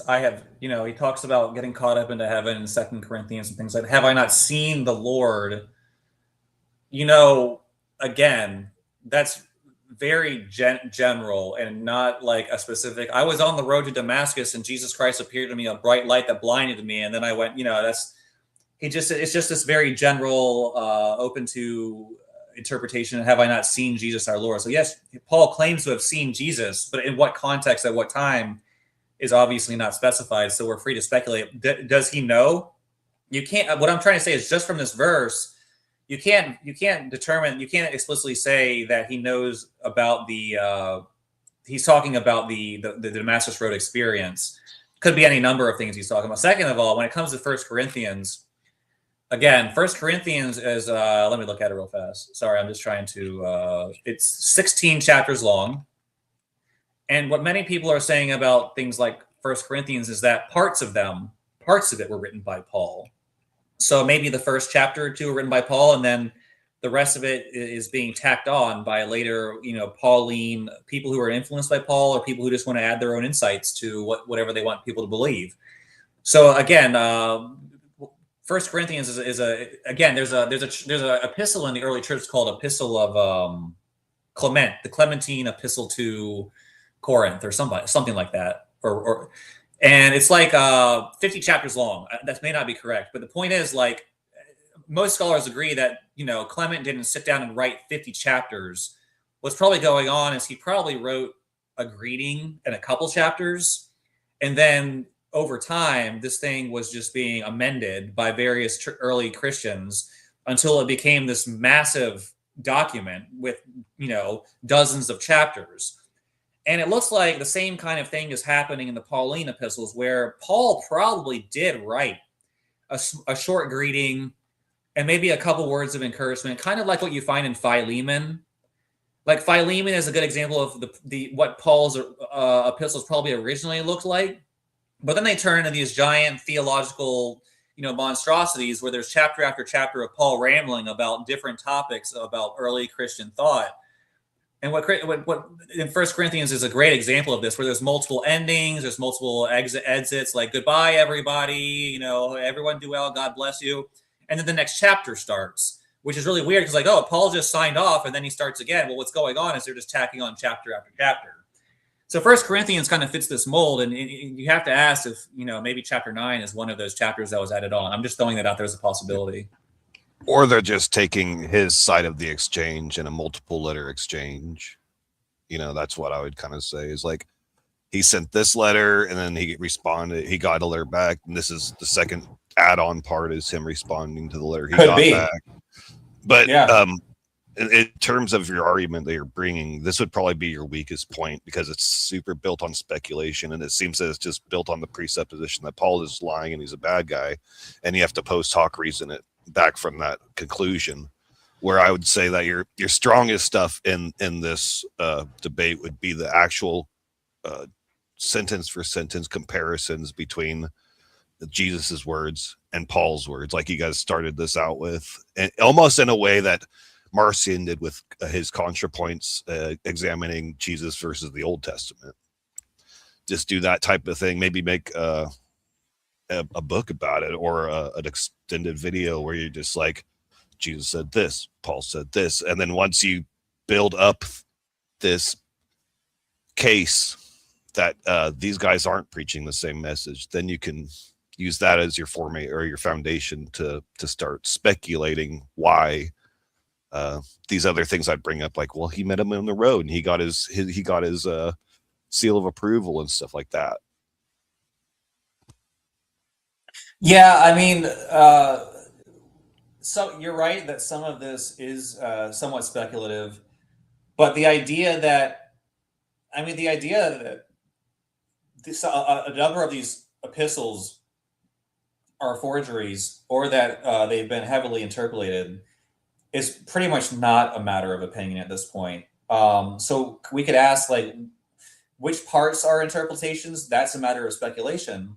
But I think the idea that there are interpolations and basically forgeries related to the Pauline epistles, I think it's basically outside of question at this point. So I would probably respond that way. Yeah, I agree that I can't prove that Paul isn't talking about the Damascus Road experience, but at the same time, there's nothing, if you don't have the Damascus Road experience already as part of your knowledge set, there's nothing from 1 Corinthians chapter 9 which would indicate that that's the specific event of which Paul is speaking, is kind of what my point would be.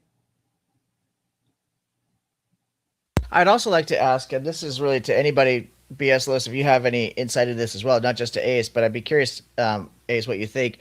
Two things. First of all, when you're talking about the late dating, and I agree that there are definitely some of the epistles that could certainly be dated much later than they are. The pseudo-epigraphical stuff, certainly. But what do you think about how Marcion plays into this with his 10 letters that from Paul that he accepts? And then the other question I had is, are you even familiar with Jacob Berman and History Valley and that channel? Because Jacob Berman, in fact, speaking of debates, I believe Jacob Berman is going to be doing a debate about his views on Paul on Tristan Gabriel's channel, if I'm remembering correctly. I know he's doing a debate coming up, and I do believe it is on Tristan's channel. So follow, that's 21st Century Minds channel. I will again include a link in the description of this video, but Jacob Berman has a really well thought out argument about Paul and, how many different influences there are of Paul. In fact, I had an opportunity to speak with both Jacob and, in fact, I think about it was, what's the other guy's name? He does the,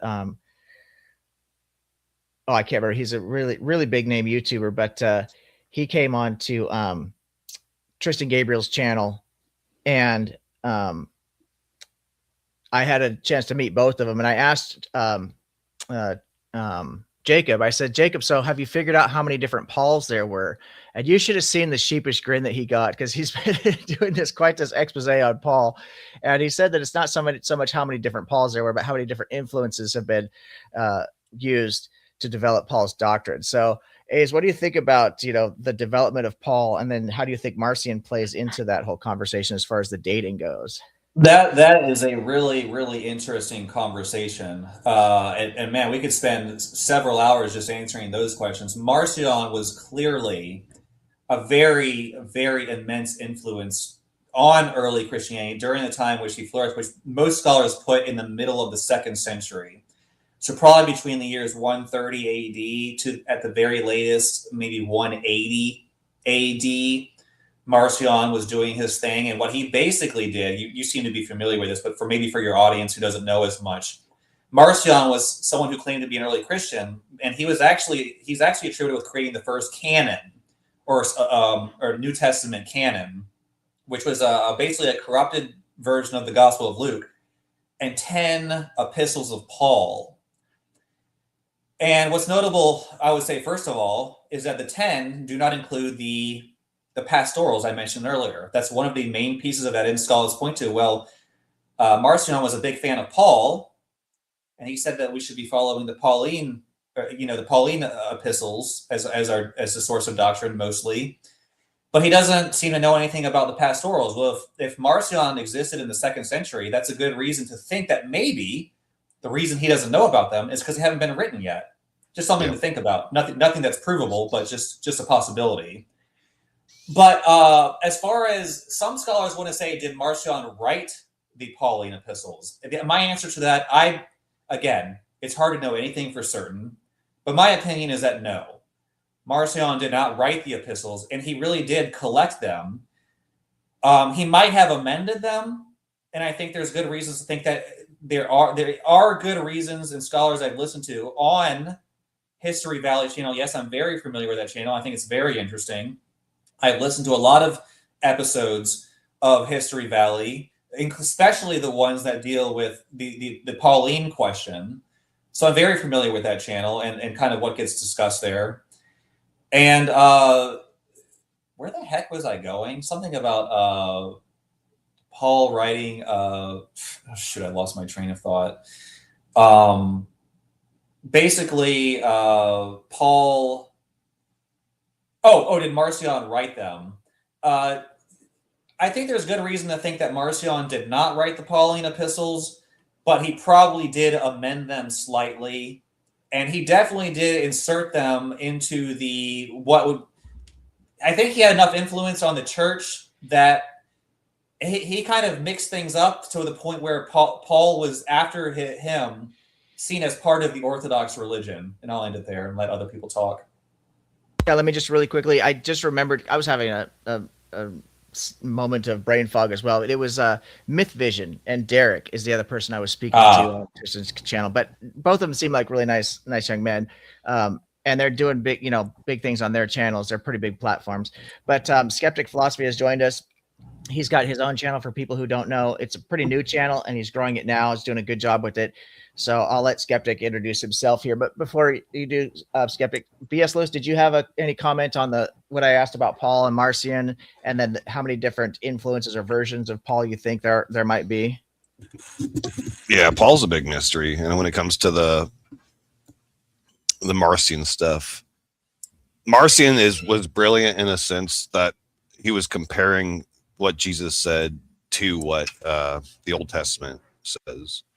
And like I said earlier, this will be the strongest approach, in my opinion, for A's or someone who's taking this Paul versus Jesus thing, is just hammer what Paul says versus what Jesus says. But when A's started this whole talk, he mentioned that he's looking forward to having like skeptics and atheists and stuff listen to his point of view so we can find the true Christianity. And it seems to be so muddled that even if you did prove Paul was the bad guy, if he wasn't truly representing Jesus, the line of reasoning that you're getting to come to that conclusion is also going to apply to Jesus. And so you're going to have a lot of problem proving that Jesus is the true Christianity, because you've already thrown out Luke Acts as possible forgeries, and I like, it's how Marcion did, where he only accepted Luke as the only true gospel in his canon and collection, while shunning other ones and erasing the Old Testament and doing the stuff. And so if that is what constitutes the epistemology of finding out what true Christianity is, we're going to have a real talk about which doctrines, which books to accept and deny. Yeah, that's actually an excellent question. A lot of the questions about the historicity of all of this is something we can go into, but I would say this. At the very least, I don't think it's too far of a stretch to say that Christianity should be based on the teachings of Christ and not the teachings of other people. So getting to a point where Christians say, I'm not going to listen to Paul anymore, that shouldn't be too much of a stretch. I think the idea that Paul is not an authority is not very outlandish once people realize that the only reason people think that is because of how it's currently presented, and that is a result of basically centuries of tradition and not what Christ himself commissioned. So for your spot or for your position, what gospels do you accept as authentic?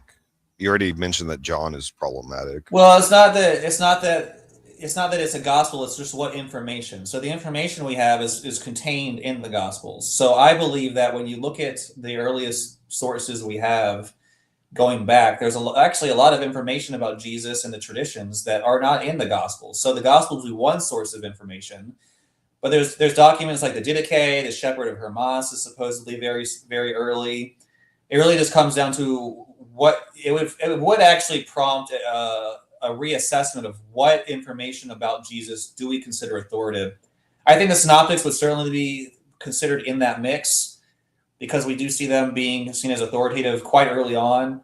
The Gospel of John has come under scrutiny for a long time now. Centuries, scholars have been pointing out its inconsistencies.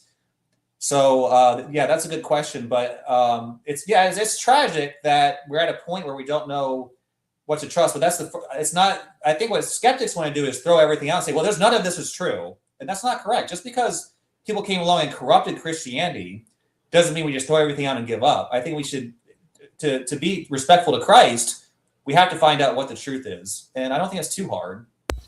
Let me just jump in really quick. I love the flow of this conversation, you guys, and I always appreciate how respectful everyone is. Now, I know BS List, I've interacted with you before. You're always very polite. You engage with a lot of theists, so you know what you're doing. But I just really appreciate the just the positive vibe, even though we're having differences of opinions. I want to mention also really quickly, the A's did tell me ahead of time he has to do a hard stop, and that's coming up in about 15, 20 minutes. So just so you guys know, he's not running away from you. He's invited everyone to join his platform for an open conversation, but he did tell me in advance he's got to shut this down. I'll keep the panel open as long as people want to talk. It seems like Theo has brought up objective morality, which is something I love to discuss. So we might talk a little bit about that. Whatever you guys want, the floor is going to be yours. But Robert, you were here next, Skeptic Philosophy. So if you want to ask our guest any questions, and then we'll turn it over to Chris Moore, and then we'll see where we're at with time. Yeah, I'm curious. First of all, I don't think your position of knocking out all of the Paulinian documents is far-fetched. I don't think that at all. I think there's a very good case to make that Paul really, truly didn't have anything to do with the Christian ministry, and he just tried to come in and bogard the whole ministry. So I don't think that's crazy by any stretch of the imagination. I am curious what you think in terms of Marcion's version of Luke, and whether you think that was a corruption of some kind of text, or whether you think that might have been the more simplistic and more authentic one, and that what we have as Luke might be more of corruption. And I think that when you see things like Paul's account, I think Paul has one statement that he makes that is similar to anything in the entire Gospels. And I think it's to something in Luke, and it's do this in remembrance of me, that it's talking about the Lord's Supper.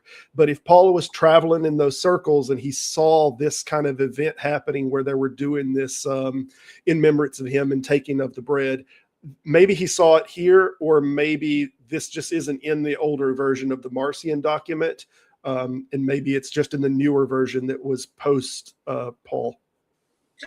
Wow, those are all such good questions, and I wish I had enough time to elaborate on all of them. These are the kind of questions that you'll see a lot of discussion about on History Valley and Jacob Berman's channel, and I've seen entire podcasts about these exact questions. And these are good questions. Now, what do I think about Marcion's version of the Gospel of Luke? You know what, and what do I also think about the canonical version of Luke that we have? I think there's, we can't. I wish we could take a time machine back and see the actual answer, but my position is it's really hard to know. It's really hard to know anything with certainty. All we can really do is speculate. Now, some scholars want to make the case that Marcion's version of the Gospel of Luke is the actual original version of the Gospel of Luke. And the canonical version of the Gospel of Luke is maybe perhaps a response to that, or itself the corruption. The problem you have is that the early church fathers, from the earliest time, they start talking about talking about Marcion and his version of Luke, they always are unanimous that he has a corrupted version compared to what the actual version is. Now, the question is, could they be lying? So there's this rabbit hole of it just being impossible to know who's telling the truth and who has the original document. I will say this. Scholars have pointed out that it does appear that certain portions of the Gospel of Luke, as it appears in the canon itself today, do appear to be amendments. And they appear to be in the same places that are missing in the Marcionic version of the Gospel of Luke. Specifically, everyone talks about the first few chapters of Luke and Matthew, as well as the last chapters, and the resurrection appearances are obvious as well. I would say there's probably the truth is probably somewhere in the middle there.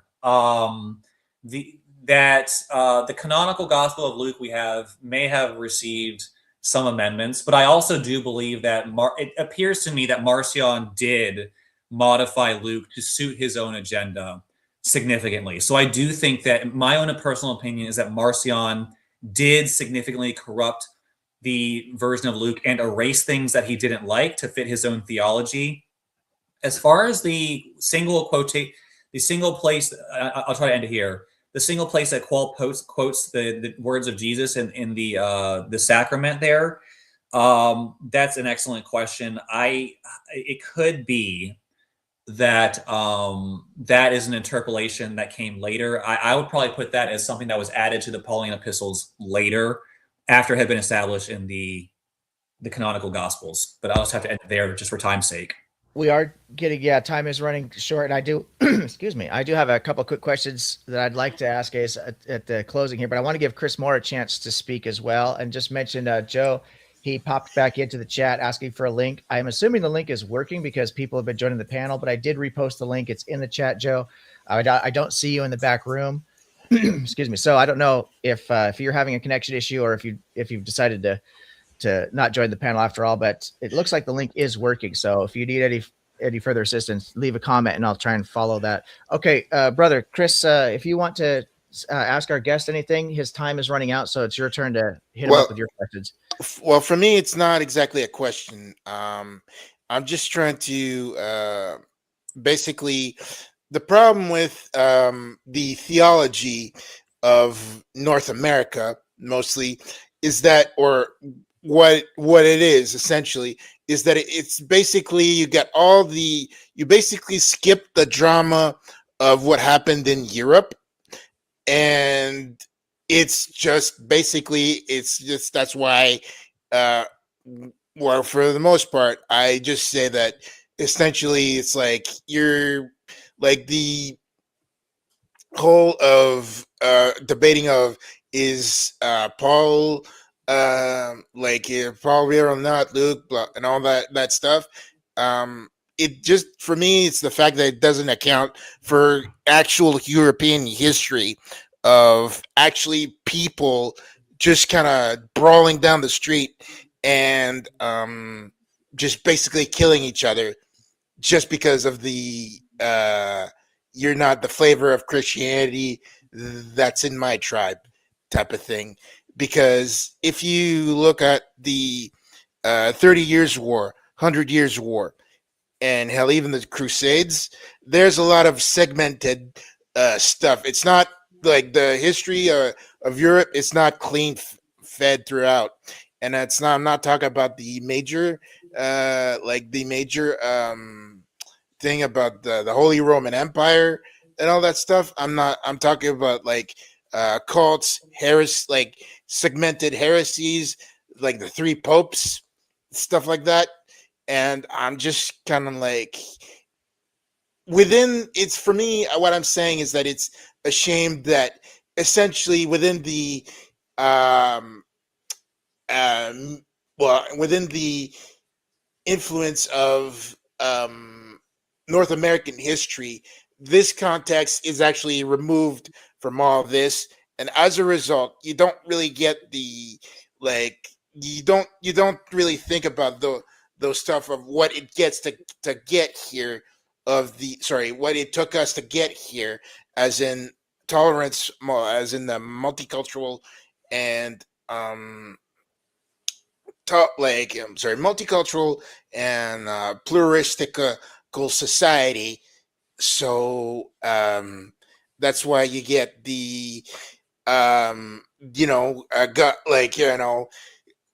got the claim of the U.S. Constitution is based on based upon Christianity and blah blah blah, those types of people. And that's one of the things that it just a shame to me. Anyway, that's all I got to say for this conversation right now. So, yeah. Well, I mean, there was a lot there. Did you have a question about any aspect of it, or we? I don't really know. Okay. It's not a question, but it's just a statement of you're just basically you're kind of omitting. Well, not that you're willfully omitting, but it's just that there's a cultural context that you're just kind of missing with the of what the chunks of I'm not from the beginnings of Protestantism and those fights and everything. It's not within the zeitgeist context. I don't it's not within the psyche of the North American person, because most of us, for us, it's like college, university grade history. So anyway, sorry. Oh, well, you're right. It's not information that a lot of people know about in North America or probably elsewhere, but that's part of why I'm here, to bring this attention to these matters, to this, Christian history. And it really has nothing to do with North America or Europe. It has to do with what happened 2,000 years ago in the middle. Well, what I'm saying is that you're basically North America basically inherited the results of those fights, and it's just basically it's got airdropped into the continent, and that's how we think it is. Well, things are supposed to be. And the people who colonized America, as many people know and were taught in the United States, they were actually Christian separatist groups who were fleeing persecution, most of them. Yes. And so their ideologies would stem from theological controversies that existed in Europe. And those controversies were basically the very question of what is true Christianity, because the reason people were being persecuted, whether they be Protestant or whatever, was because of the question of what is true Christianity. So that's why I'm here to say that a big reason that true Christianity is so difficult to find is because the source documents are illegitimate. The Pauline epistles distort everything. And a lot of Reformed theology and Protestantism is based on Calvin and Luther going to Paul and saying, hey, Paul taught this, but y'all are teaching we still have to obey the commandments in the Catholic Church. If you throw out Paul, then that whole discussion, vaporizes. Yeah. Let me jump in really quick, and I'm sorry, I'm not trying to be rude here, but Joe just popped in, and I know your time is so limited, so let me give Joe a chance to just have the floor if he wants to address anything you said or ask you any questions. And then I don't know if I'll have a chance to say goodbye before you have to go, because I know you said it's a hard stop, but a couple things I wanted to mention, and if I need to, I can contact you on email, but I'd like to say just a couple things real quick after Joe goes. Sure. And I can stay a few minutes after. I don't have to turn my computer off right at 6 p.m. So where I am, it'll be 6 p.m., but I can stay a little bit after. Not too much longer though, 5-10 minutes. Well, hi everyone, and thanks for letting me come on and talk. Hi, Joe. I do want to say that you said something very important about being dismissive of the Bible and its history, and trying to throw the whole thing out whenever we engage with whether it be Christians or atheists or whatever. And this is something that I often confront atheists about, because we need to quit saying things like you have zero evidence and you have you don't have anything, and the Bible, the Bible's full of shit and all that. I agree with those statements to some extent, but if we're having a serious conversation, the nuance of it is important. And there's lots of history and things in there that are important to discuss whenever it comes to saying, should we probably believe that this is true or not? And I commend you on making that point, because I think the atheist community often suffers from a lot of problems by being so dismissive of it. Yeah, I've talked to many Christians before saying, well, if you throw out Paul, you have to throw out the whole Bible. So even Christians will go that route. But Oh, sure. but I think that even when you get to the Old Testament, atheists are going to know all the problems that exist there, and all the scholars have just basically said that, there's all this evidence that these things are being pieced together. It's not a coherent message, and all these things, like the documentary hypothesis and all of that, to suggest that, there was the original whatever, and then the priestly source came along and added all these things. And I would say, like, well, looking at the parts about slavery, the parts about all these things that people question, looks like a lot of these are coming from the priestly source or whatever. So I think scholarship is, instead of what people are saying is, oh, well, the Bible's false. What I'm trying to say is, it could be that the things that people have problems with were introduced later. And instead of saying, well, the whole thing's a sham, instead of just doing that, and some people will probably become atheists. What I'm trying to say is, instead of just throwing it out and saying, well, let's correct it. Let's find out what the true original message was, and then critique that. Yeah, for sure. You know what I'm saying? So that's kind of my message. I agree. I agree with that. I think that we, now personally, from my study of the Bible and some of the original language and things, I do think that, the stories in the Bible are built on a poor foundation, and that the things are false. Obviously, I'm an atheist, but I do think that it's still important to talk about those things, and the books that are not considered canonical, also, and apocryphal books, and all that stuff goes into that, because there were people at this time writing things down, and it's important to know what it is that they built this thing on, because I take the position that Christianity is one of the most harmful things that man has imposed on fellow man. So by making that point, I think that it's important to know those things, and not just say, well, I think that because Christianity's false, or the Bible's false. There's a lot more to talk about than that. So I think we're in agreement on that. Yeah, my message to all the skeptics out there is, instead of just looking at this monstrosity that is popularly presented as Christianity today, and saying, well, this is just a bunch of gobbledygook and nonsense and creates all kinds of problems in society, I would say, well, let's first be sure that we're criticizing what Christ actually wanted to believe. Because I think that when you look in the churches today, I don't think that's what's going on. So let's actually, you know what I'm saying? So that's just where I am. Let's how did we get here is the important part. Yeah. Well, it looked to me that Christianity, even from the 1st, 2nd century, is this huge Gordian knot. And you're suggesting that we sit there and try to carefully and lovingly pull this knot apart, where it seems like it's an impossible knot. And most atheists get frustrated with that process, and we just take a knife to it. If we want the knot taken apart, just cut the crap. I'm guilty of that too. I honestly Go ahead. Go ahead. I don't know that I totally disagree. I don't think that Christianity is the problem, though. This is the harmful thing. I think the confidence is the issue.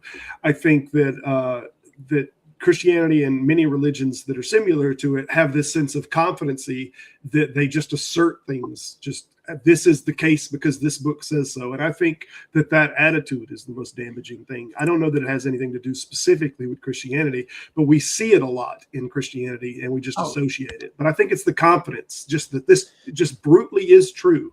That's a problem. The confidence, and also the not willingness, more the Big Ten attitude to dominate everything about, so I think what's dangerous. But anyway. I think it shows a fundamental problem in those religions, that they allow it to that it leaves the door open to that.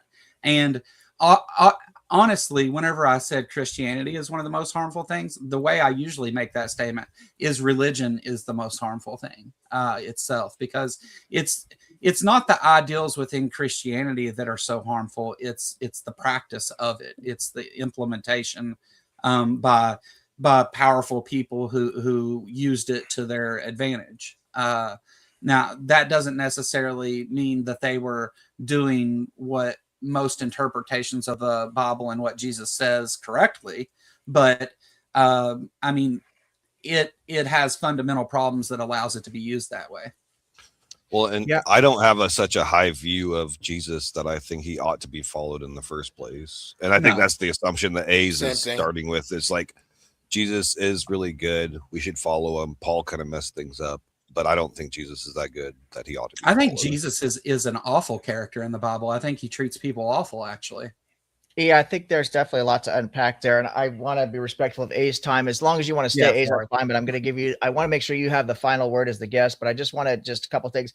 I'm hoping I could get you back on because I think there's actually quite a bit I'd like to discuss with you, and because my angle from all of this comes from the angle of ethics and morality, and I think that Joe is touching on this, and other people, Chris Moore, he touched on this. Is I've been pretty vocal about how I not only don't have a problem with religion, I'm not an anti-theist. I actually spent a lot of money studying religion in college back in the day, and I've spent decades continuing to study as a passion, as a hobby, because it's tied directly to history and social evolution and politics and everything else that affects our lives.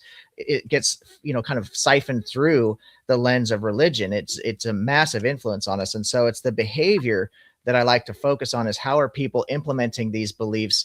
Are they using it to justify things like bigotry or racism or bad moral positions?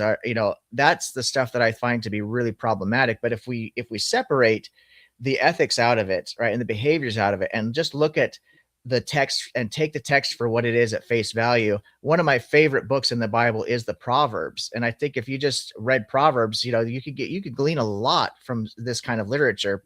And I also think that if you took like Acts, for example, and if you read this in the same light that you would read like, one of the epics, like from Homer or something like that, it's just a great story.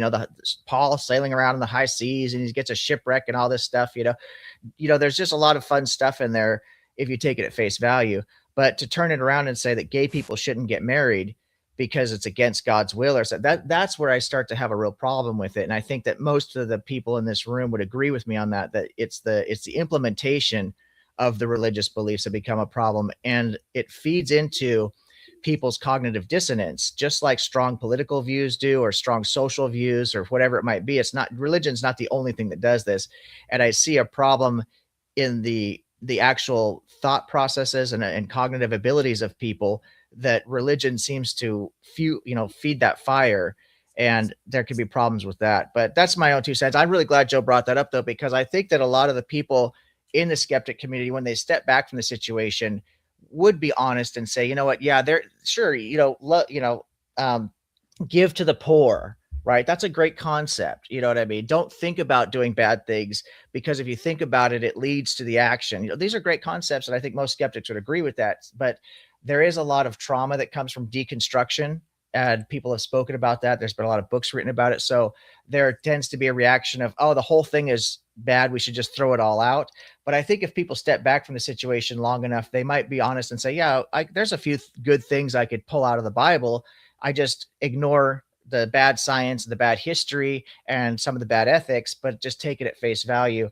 I think most people would agree with that. But Ace, let me give you the final word. And anything you want to say about the channel? Are you going to come back and speak as a guest again? I think we had a lot of great interaction with the audience, and I'd like to get into some of the ethics and teachings. We didn't really flesh that out. So I don't know how you feel about all that. The floor is yours, brother. Oh, absolutely. I actually, this last 15 minutes has been every bit as interesting as the historical discussion about the ethics of Christianity. Is it good for the world or is it not? Part of my job as a Christian is to show people that when you properly understand Christianity, as I think it should be understood, it is the greatest force of good in the world. Because you have to understand what when you go into the presupposition, or not, I guess not presupposition, but the notion that humans have a soul and there is a God. then in my opinion, the worst thing you can do is teach them that they don't have a soul and there is no God with whom we have a relationship. And what you do in this world, there's no rule by which we are put in right relationship with God. That will, basically result in the destruction of their eternal soul, which is far worse than anything you can do to them in this world. Now, as far as, putting those things aside about things we can't prove, just as far as like the ethics of what Jesus taught and whether they're good, I mean, I would argue that we should impose Christian values on society, because what are those values? We should love our neighbor. We shouldn't, victimize them. We shouldn't lie to people. We shouldn't commit adultery, which leads to the dissolution of the family and, makes our spouse feel bad. Things like the things that Jesus actually taught as ethics. I would love to come back and have a discussion about why these things are beneficial for society and why they should be forcibly imposed, because somebody's going to be making laws. If it's the secularists, they're going to be making laws too, imposing morality on their fellow citizens of one kind or another. So whose morality are we going to impose? Well, I would argue that it's Christian morality that we should impose. And I'd be very much willing to come back and make that case. I would love to have that discussion.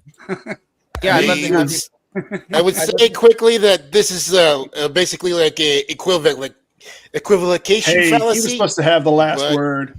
You know what? I will stick around just to hear everyone else's quick final word, but try to keep it to a minute or so, and then I'm definitely going to have to head out because I'm already going to be late. We'll start with you, Chris Moore, and I'll just go around the room. Chris, go ahead and have your clap back.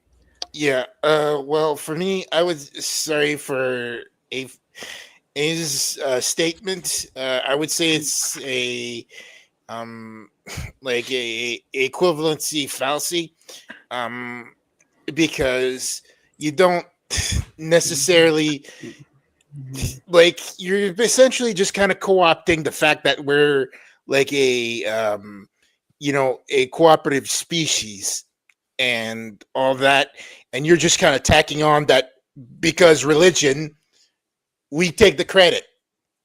So, and the social contract, from a sociologist standpoint, it's that we would develop those things on our own because we would basically collectively agree it as a society to function because survival. So that just debunks that claim right there. So, I can't wait for the discussion. I can't wait to get my response.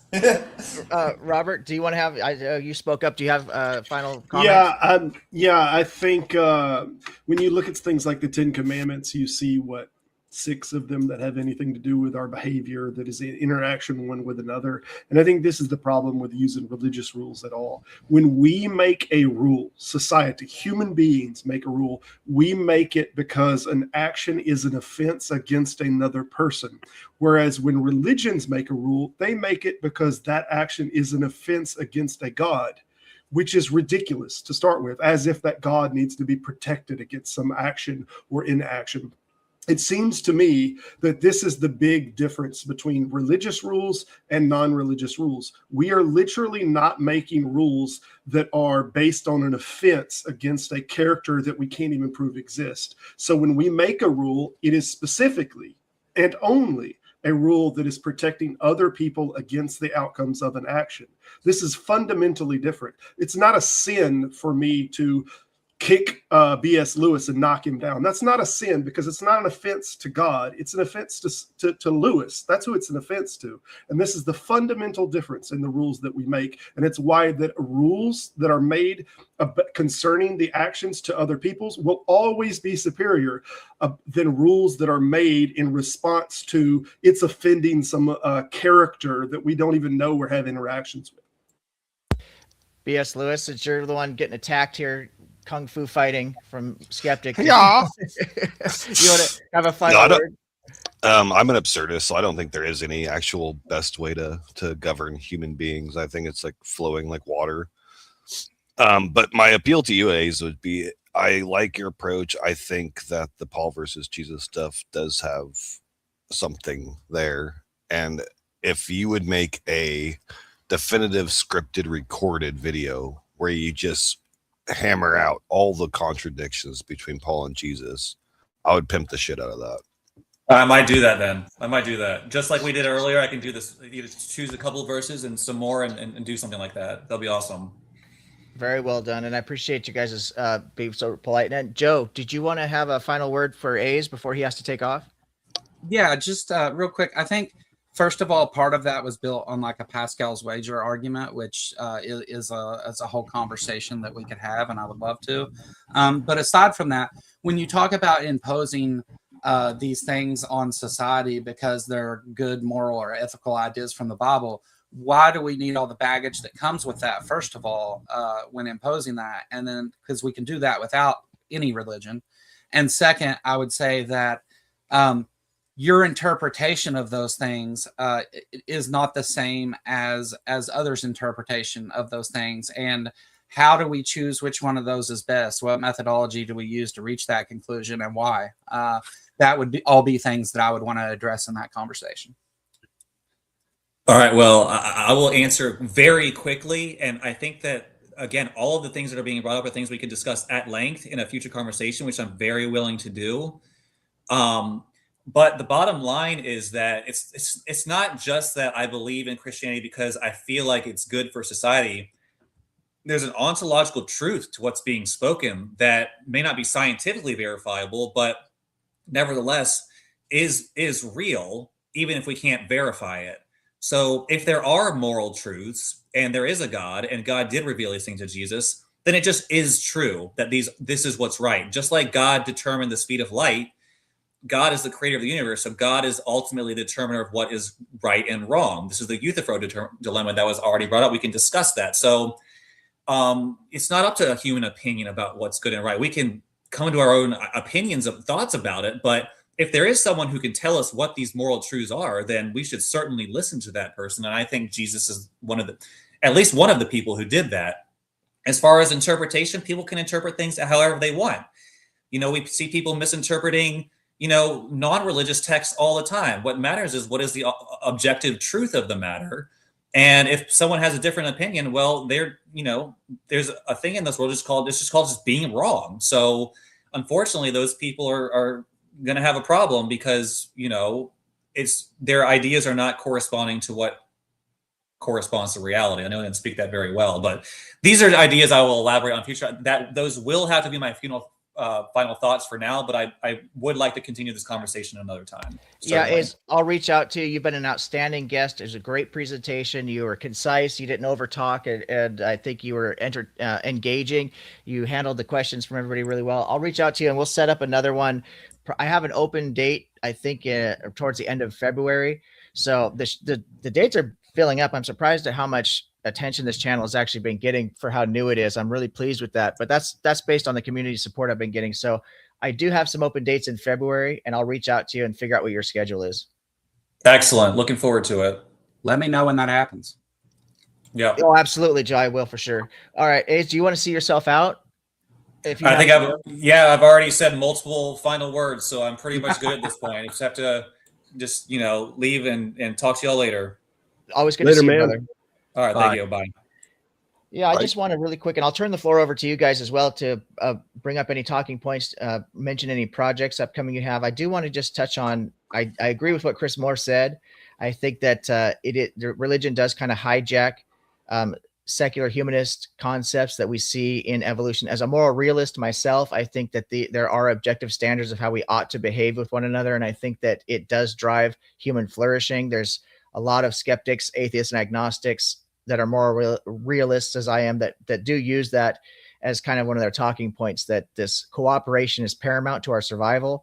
We're a social species, without an objective standard of how we ought to treat one another, that survival can be tenuous. I know that Theo, I believe, was in the chat. He's supporting me on that. I know that the objective moral position is the minority position in a lot of skeptic communities. I do think that we should argue for it because it's true, not because it serves a utility. But I do think that there is a utility, at least based on my experience of adopting this view.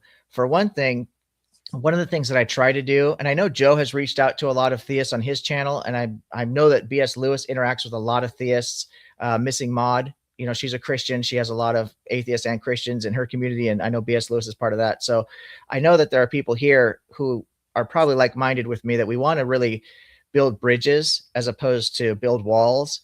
And so I think that the objective moral position does help in the argument with finding some common ground. I've had some conversations that were actually pretty productive with some really stubborn Christians who have had some really big arguments or disagreements with other theists based on the moral issue. When it comes to subjective morality, a lot of times, you know, the people, if they don't know philosophy, if they don't understand their position very well, they can get kind of run over the coals. But I found that finding common ground with people you disagree with is the most effective way to build these bridges. And with the objective moral position, if you can get the Christian or the Muslim or whoever it is to agree that we human beings have an inherent value and build up from there, don't let them take the conversation back to, well, where does that value come from? You say this is a stopping point. This is where our common ground will end if we try to go back any further, because I'm not going to credit it to some kind of a magical being in the sky until I have better evidence. But if we can just agree that we as human beings, brothers and sisters, we have equality, we can build up from there. And you could really address things like gay marriage or trans rights or whatever issue you might be wanting to fight for, if we build from the basis that we all have equality based on our humanity. And so that's, I think there is a utility. And again, I'm not encouraging people to adopt the view just because it serves a purpose, but I do think that there is an undeniable advantage that you have with building bridges if you can get people to have this common ground. But that would be the only thing I'd like to say. Now go ahead, I'll turn the room over. I'm trying to think who came in first. BS, you came in first. So if you want to start the conversation, whatever you want to bring up, if you want to plug any projects or have any particular thoughts about what A's was talking about, I'm going to let you go ahead and go first. I don't really have anything. If you want to bring me on sometime for your for the trilemma, that's fine. Just set it up. You have my Discord now. I do want to bring you on for that. I think that's an outstanding argument, as I mentioned in the beginning of this video. So I encourage people, if you just caught the end of this, go back to the beginning. I did talk about B.S. Lewis's trilemma argument. It's extremely effective. I've seen him lay it out a number of times now, and it's really interesting to see how Christians squirm under the pressure of the trilemma. And I will be linking B.S. Lewis's channel, Skeptics channel, and Joe, the Kentucky Atheist channel in the description of this video, as well as A's. And I think Tristan Gabriel stopped by at one point. I'll have 21st Century Minds in there too. So you guys can touch base with these content creators. Please do subscribe to their channels, like their videos, watch their content. There's got a lot of good stuff out there. Robert, I can't remember who. Robert, I think you were next. Do you have anything you wanted to bring up in particular? Talk about what A's was talking about, or any projects you're working on? Yeah, not working on any projects. I do a show every Saturday, 2:00 Central Time. But yeah, I'm fixing to be on somebody's channel. Let me think about who it is. Mighty Philberg. He's gonna do interview me, I guess, Saturday night at 9. But that's about it. I did want to mention, though, that we've had this trend that has been found in a bunch of different rules throughout the generations. One of the oldest ones going back to Hinduism in 1500 BCE, they had a rule that said, this is the sum of duty. Do not do to others what would cause pain if done to you. This is the golden rule thing that we have. We have 8 different ones that has appeared throughout history. We have the oldest one appearing in the ancient Egyptian, and they're dating this one from 2040 years BCE, that says, do for one who may do for you, that you may cause him thus to do. And just over and over, we've had all these cultures that have had these similar golden rule things, that this seems to be the most common sense thing, that this is the basis of how we make rules, because we don't want this done to us, or we want to be treated a certain way. And this is just kind of the foundation of how we make proper rules. Whereas if you're making rules that are being concerned with offending a god, something that supposedly can create the universe, as if it can be fucking offended by something, is absolutely absurd. And it's a pointless waste of time. And not only is it a pointless waste of time, but you can actually use that as levers of power to say, well, what God wants is, and then insert something like bring me money or bring, contribute to this thing that is self-advantageous. And it winds up breaking the golden rule. So when we're making rules that are specifically to follow the golden rule, this is a very different set of rules than those that are subservient to some icon that someone else is controlling the levers of power. Yeah, I agree with a lot of what you said. The reciprocity is what it is essentially, that's doing to others as you would have them doing to you. And we actually find even older mentions of it than what you had mentioned. It goes back to the Ugaritic text and cuneiform writing. We see evidence of this. I mean, it goes back all the way to the basically the start of the written record. This is a fully developed concept, is that if we want a particular behavior to be displayed in the world, we should be doing that behavior. And we can see it all throughout philosophy, Kant's universalism, and so on and so forth. And I think, to me, it makes the most sense. I've talked about this on videos that I've done. If I want to live in a society where there's no thieves, the very first thing and most effective thing that I can do towards that end is to not steal from people, right? I'm taking one thief right out of the world right there automatically by not being a thief myself. And we can build up from there. If everybody would behave in this manner, I think the world would be significantly better, but that's, it's something I parrot a lot. And so I'm glad you brought that up. Yeah. Reciprocity it goes back as far as the written record goes. So Chris Moore, I think you were the next person. Did you have any thoughts on what the guest was talking about? Any projects you're working on, or any thoughts in general you want to share? Well, for me, I got nothing, but I prefer to spend my time for my thoughts for promoting other channels. Brandon from Mindshift just posted ideas that to think about for deconstruction on his channel, and the other one is for a comprehensive more deep dive of sociology versus religion, Durante Lamar. Durante Lamar, excuse me. So Yeah, I would definitely push back on that. I would say Brandon from Mindshift does a great job. Durante Lamar, I'm very unimpressed with, to be honest with you. I had a very brief conversation with him myself when he was just getting started. And again, I'm not a Bible scholar. However, I do have a lot of formal education in world religions, and in particular Christianity. And Durante Lamar had made some comments on one of his videos. And I can't remember now, it's so long ago specifically what it was, but basically the idea that religion just kind of came into, I don't want to misquote it because I want to be careful. I don't want to misframe it, but he had made a comment that just was historically inaccurate. And I just simply asked him if he had any citation for that comment, because it was new to me. And I don't know if he thought I was a theist pushing back, or if he just put you on blast, didn't he? What's that? Yeah. Did he put you on blast or what? No, but he responded in well, he might have. I don't watch his content. Who knows? But he responded in the comment basically telling me I'm a fucking asshole and I'm being intellectually lazy and stuff, just for asking him for a citation. And I was very polite about it. I was like, what the fuck is this guy's problem? So I've come across other channels who have spoken out against who are atheists, who have said that this guy's just an asshole. So take it for what you will. I'm not impressed with him, but I will definitely plug Brandon's channel. He does a great job with Mindshift. He's outstanding. What were you gonna say, BS, or whoever was? That was. I said I would say he was an asshole when you said it.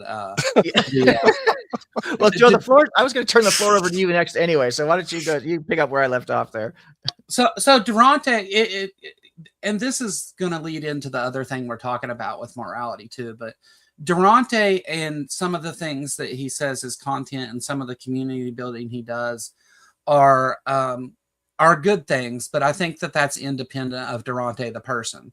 And I think Durante the person is an asshole, and he is not. He says a lot of things that he doesn't practice, in my opinion, and that's my opinion of him. And also, I may be a little biased. He stood me up at the art protest as one of the speakers that I had scheduled to come speak, and so I was kind of pissed off at him with that to begin with. So maybe I'm just getting in my feelings too much. But that being said, whatever. If you like Durante, by all means, go watch him and support him and whatever. I don't give a shit. The other thing, though, when we talk, I think often whenever people say moral truths, which I don't necessarily subscribe to, I think that they often confuse that with some like more like ethical things, because most of our the things that we would call moral truths are based on what's harmful. And I think that those two things do have a lot of crossover, but I don't necessarily think that I think that we need to be careful whenever we say moral truths anyway, even though I get why people subscribe to that. I don't agree with it, but even when you're talking about moral truths, often you're confusing things with what's ethical, which is a different thing. We would say what is ethical is morally good, but it's not the same thing. And going all the way back to what we were originally talking to, sorry, I ramble so much. Just because the Bible or any other religion for that matter, tells you things that you believe are moral truths or is morally correct about things. And especially if you want to call those objective morals, that means that they're independent of the Bible. And so then the question has to be, okay, those things are true regardless. We know that with or without the Bible. So should we package all those other things into it and believe all the other stuff that comes along with it? And I don't think it's necessary. And I don't think that it does anything to improve anything by doing that. If those things are true independent of the Bible, then teach them independent of the Bible. There's no benefit to the other part of it unless you go into, again, a Pascal's wager argument and stuff. But yeah, go ahead. I know you're not going to like what I said, objective ethics, about the No, not at all. Actually, I agree with most of what you said. To be honest with you, I think there's a conversation to be had around that. And I'm not trying to get in the middle of anything, but the messenger asked if I could ask you, or just let you know that he wants to be unbanned. Apparently, I don't know what that's all about. I don't know the history behind that. If you want to just why were you banned? I mean, I can go talk to him and find out. Yeah, I don't know any details. I try to stay out of these things, as much as possible. But yeah, I would encourage you to, reach out to Joe, and Joe's a very reasonable human being. I've heard him interact with theists as well as people who disagree with him politically. And, people in his community sometimes can be really passionate, and I'm not necessarily saying that's wrong, because people believe what they believe, and politics do affect our lives in a lot of real ways, more tangible ways, even more than linked to a lot of religious beliefs. So I do understand people's passion, but I've seen Joe handle it he's calm, cool, collected. I've never seen him lose his cool. Now he's a human being, so he's probably lost his shit like the rest of us. It exists. Right. But no, I do think that the problem is, and the thing that I try to focus my attention on is the moral and ethical side of things. And again, whether you think it's objective or subjective is secondary to how you're actually behaving. Whatever your, epistemology is really, frankly, it's great for a philosophical discussion, and it's something I enjoy talking about. I've got a debate coming up Saturday with Mark Reed on this very topic. It's going to be a tough debate. Mark is a tough guy. He's very smart, but it is something that at the end of the day, it's really it's kind of just something to nerd out on. What really matters is how are we behaving, right? And this is, as much as I try really hard to practice what I preach in being generous to people and gracious and letting people kind of, have their beliefs for whatever reason, it's when I see it becoming harmful is when it comes down to the ethical things. And if we don't understand what the virtue of fairness is, this is something I actually did a short video on my channel. It got a lot of views, over 1,000, which for someone like myself just getting started, that's a lot of views for one little thing. And I talked about gay marriage. It's about fairness. I don't care what your epistemology is or what your religion is teaching. If you can't treat like cases alike, you don't understand fairness, then you cannot possibly think you're promoting something that's ethical. I don't care what the religious texts say. If a man and a woman can get married, then there's no reason that two consenting adults can't get married, no matter if they're man and man, woman, transgender or not. None of that should matter because of the virtue of fairness. And I think that if we look at the virtues and we judge our moral decisions, or what ought we do through this lens, I think we would have a much more ethical system, much more humane system of ethics. And unfortunately, we get into the dogmatisms, and a lot of it comes from religion. And this is not an objective standard. It's subjective. It's called divine command theory. And anybody who understands the way that words work, the Christian claims it's objective. I've heard a really really wild claim that, well, God is the basis of morality, which becomes a completely circular argument if God acts morally. So the whole thing just falls apart epistemically when you start breaking down the argument for the Christian's moral system.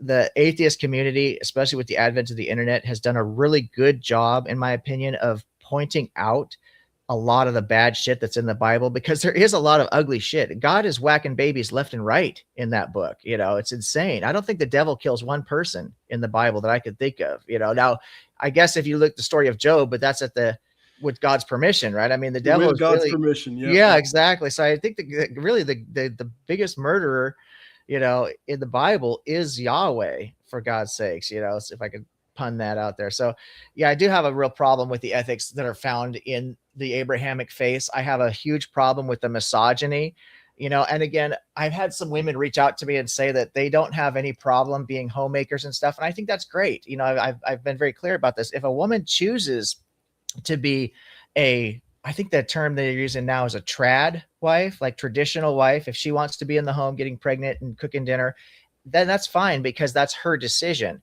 But just implementing this as a moral code or ethical behavior across the board and trying to coerce all women into filling this role, I think is extremely unethical. My wife has been tremendous, and she has, not only equal to me, but in a lot of ways, she's a much better human being than I am. She's very smart, very hardworking, very successful in her career at the hospital. I mean, I could go on and on and on. I just recently have been overcome serious medical problems, and I was not able to do anything around the house at all to help out, which is something I pride myself on as a husband and a partner, is to help out around the house. And I was stuck on my couch or in the hospital for almost 2 years. So my wife was going to work in a management position in the medical field. And for those of you who probably everybody knows, that's extremely stressful, a lot of politics, and you're dealing with people's lives, literally.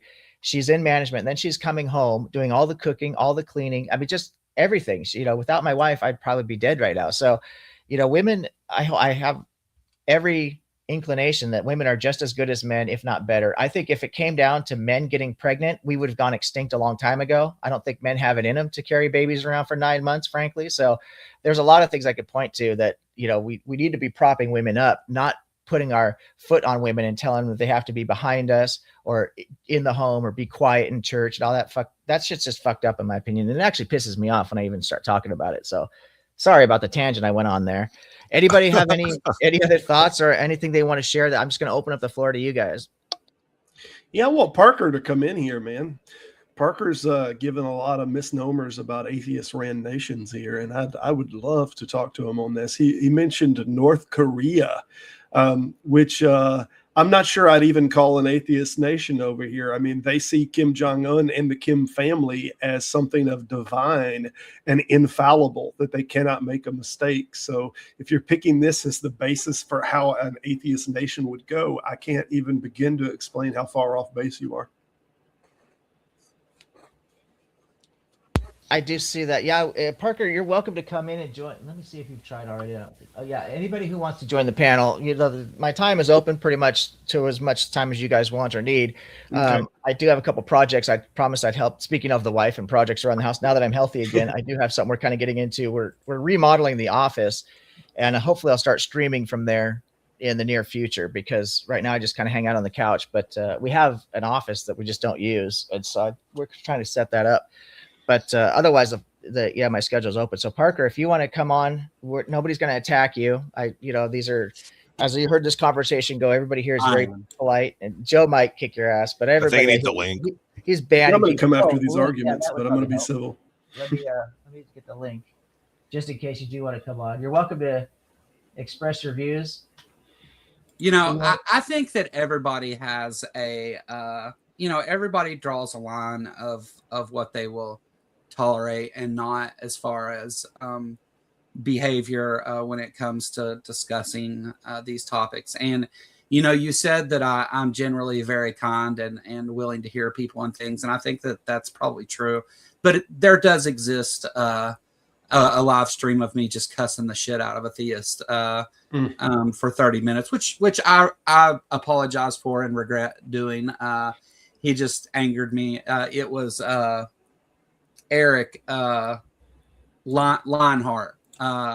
And Oh, well, that's fine. yeah, That's- he refused to quit being dishonest, and then started to attack me personally with it. And so I said "F you" like probably 200 times. But yeah, I mean, we all lose our cool every now and then, you know, so I don't want to be put on some pedestal that I'm not capable of doing that, because it has happened. And to be fair to Joe, there's streams out there where he cusses out atheists too. Yeah, there is, isn't there?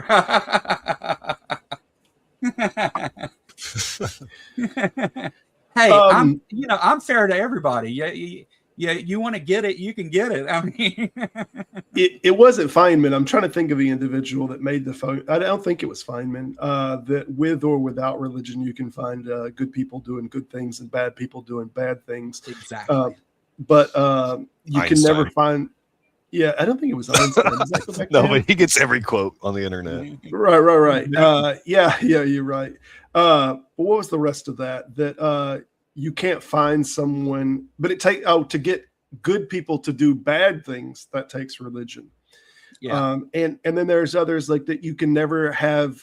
You've seen somebody do something cruel with such fervor as when they do it for God.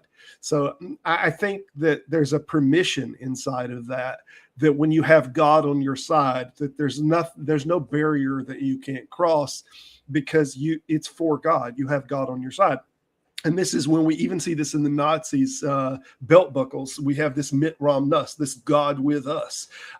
This is an ideal that they think they're doing the work of God. And I know I've heard these arguments that Hitler might have been an atheist. I think he was a Catholic. There's no good reason to think he was an atheist. But even if he was an atheist, the group that was following him was not atheists. So he was an atheist that was controlling the levers of power of religion. And it's with religion that he was able to do the atrocities that he did. So even if he was an atheist, it is inside of the environment of religious following that they're able to do these things because of their beliefs. 95% of World War II Germany was Christian. Yeah. Skeptic philosophy, if you took I think if you took the bit about, you just pointed out about Nazi Germany and tied that to the original quote you gave, I think there's an excellent argument and or talk you could give about that would be very powerful. I think that you made a very, very good point. Okay, just really Parker, quick one. I'd like to welcome Parker. I don't think I've interacted with you before, so I just appreciate just kind of everybody being respectful. You're welcome to talk about your views and have a friendly debate, and just want to make sure that everybody's on the same page with that. But I do open the conversation up to really introduce pretty much anything. So you're welcome to introduce your views and introduce yourself, because I don't think I've spoken to you. Maybe I have before. I don't know if we've met on another platform or how you found my channel. I'd be kind of curious to hear that too. But Parker, why don't you go ahead and introduce yourself and tell us what you want to talk about? Yeah, I just came on. I follow AsPhilosophy. So I just saw he was up here, so I just came on. But what were you guys talking about, specifically skeptic philosophy, about? Do you believe like an atheist run like society works better than like a religious run society? No, I think rules that are made for non-religious reasons work better than rules that are made for religious reasons.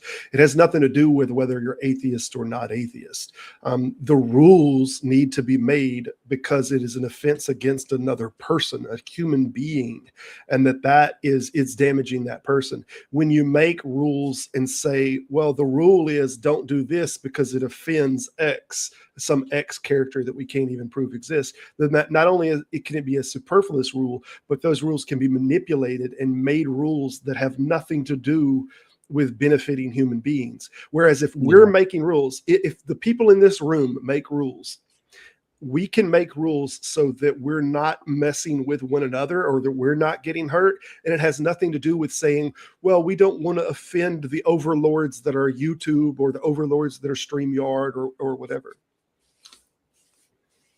Go ahead. Go ahead. I stepped in the middle of that. Go ahead. No, I just don't see, like, I understand what you're saying, but I don't see how you can objectively say, even if you're not making rules based on religion, you're just making rules based on what one person wants or a couple people want, how that actually is any different than a couple people making rules based on a religion.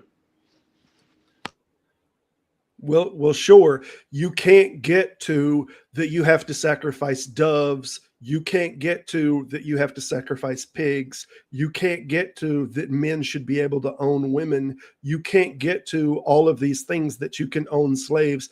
When you are simply applying, every rule is being hung on the linchpin that is the golden rule, to do unto others as you would have done unto you.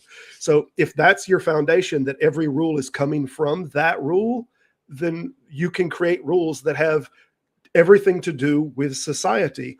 And you can, when you're doing it based on religion, you can get to, oh, well, there's God created man first. Man's more important than women. Women are subservient. You can get to all of this crap that you can't get to from the golden rule.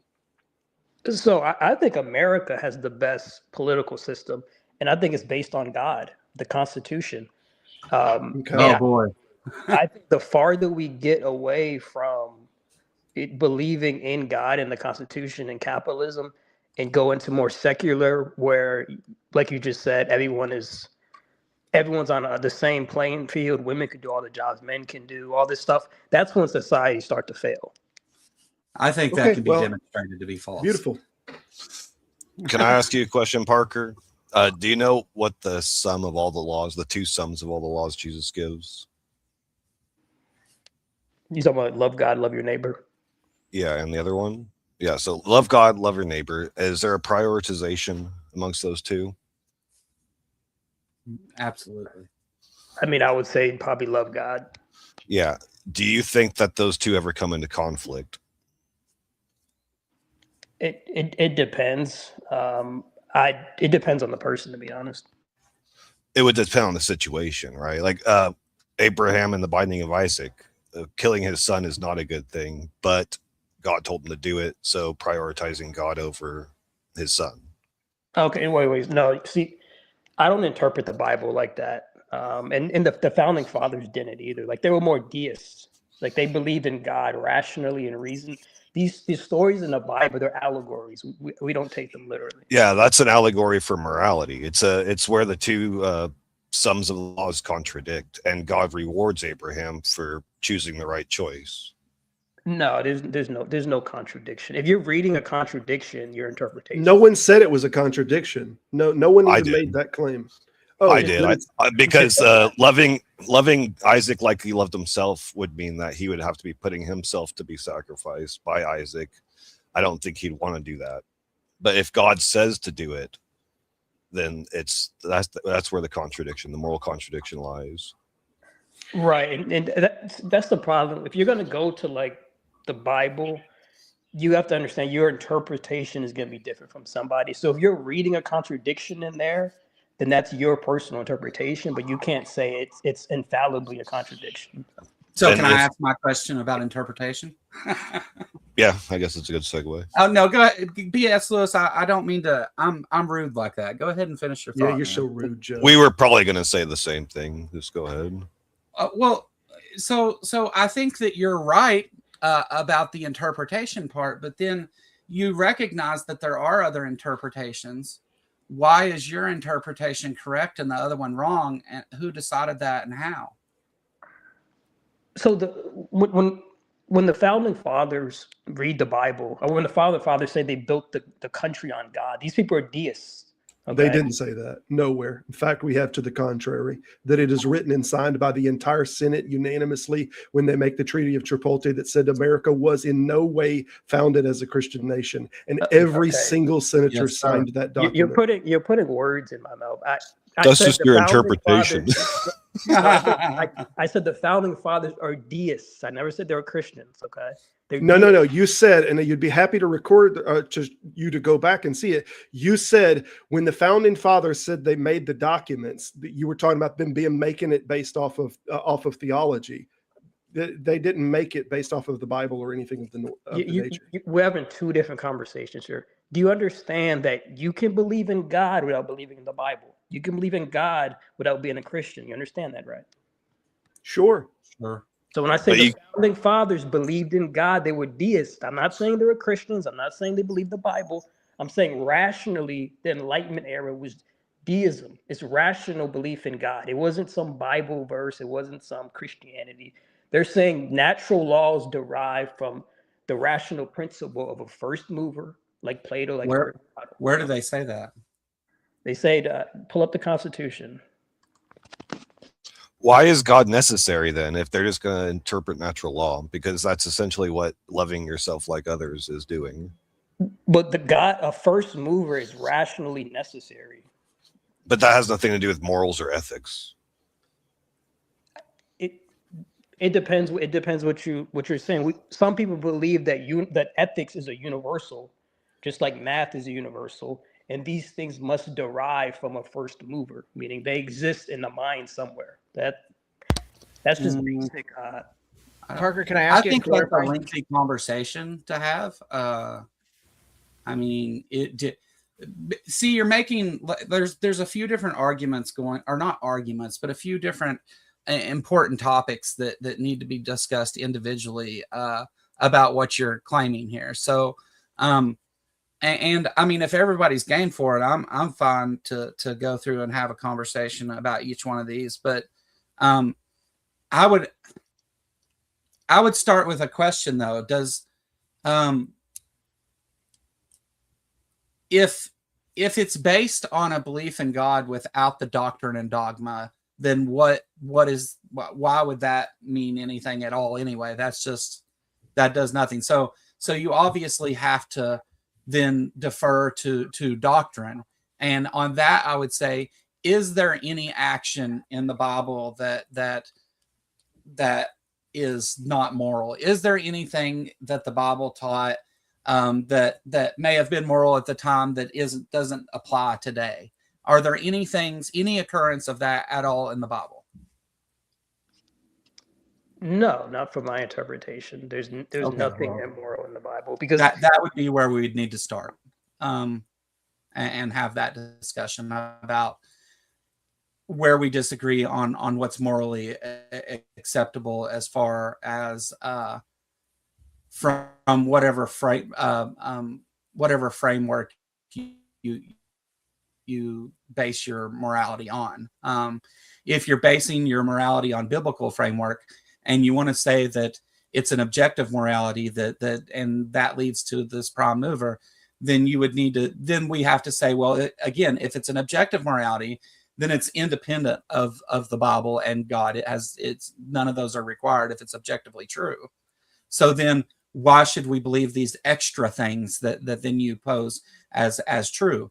Is it required that there be a prime mover? And if it is that prime mover the Christian God, and why is another question. And then did those founders then use that stuff to base the Constitution and the founding of the country on, is another conversation. And those are all lengthy conversations.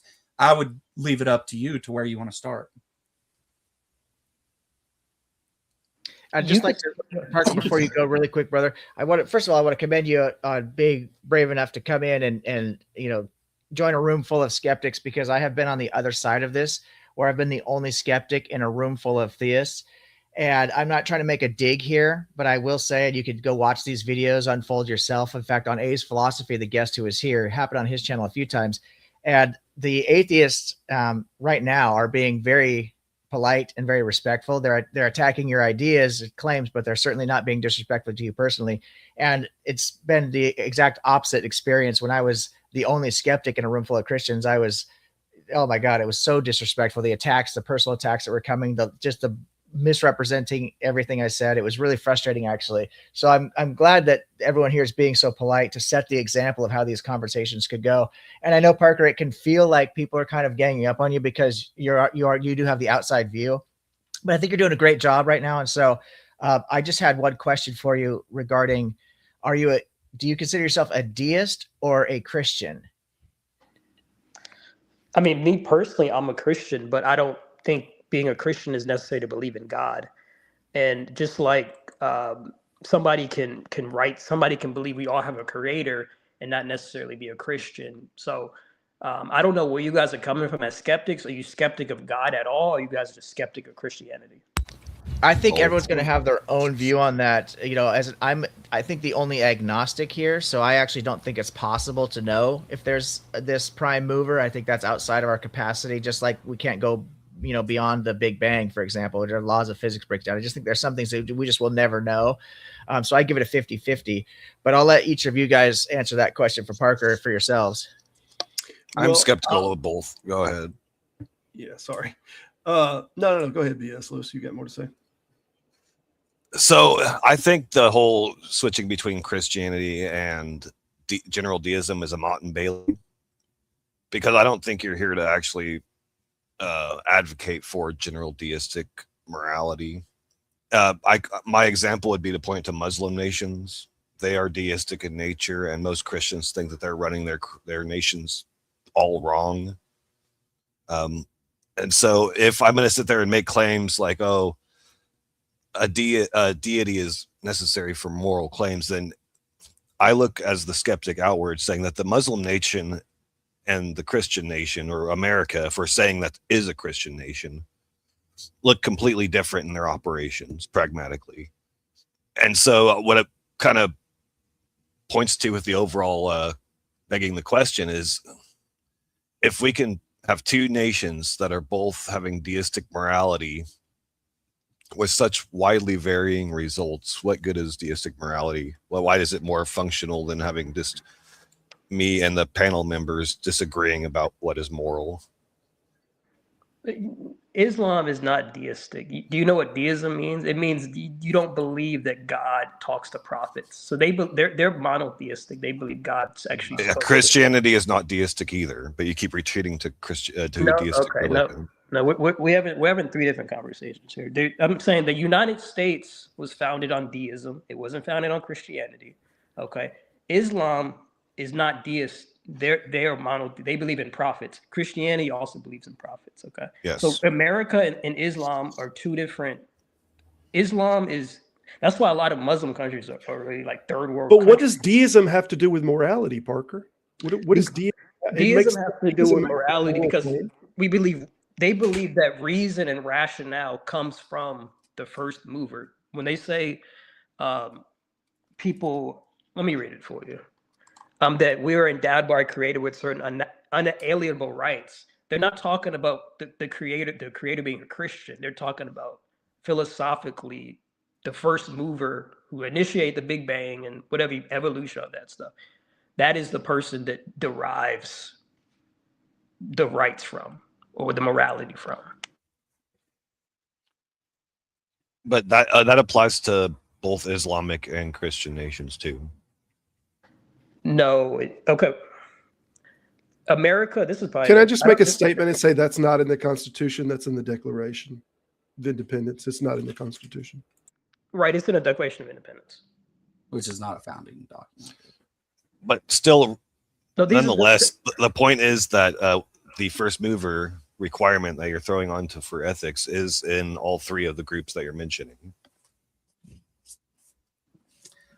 But you got to understand, deists do not believe God actually speaks to them.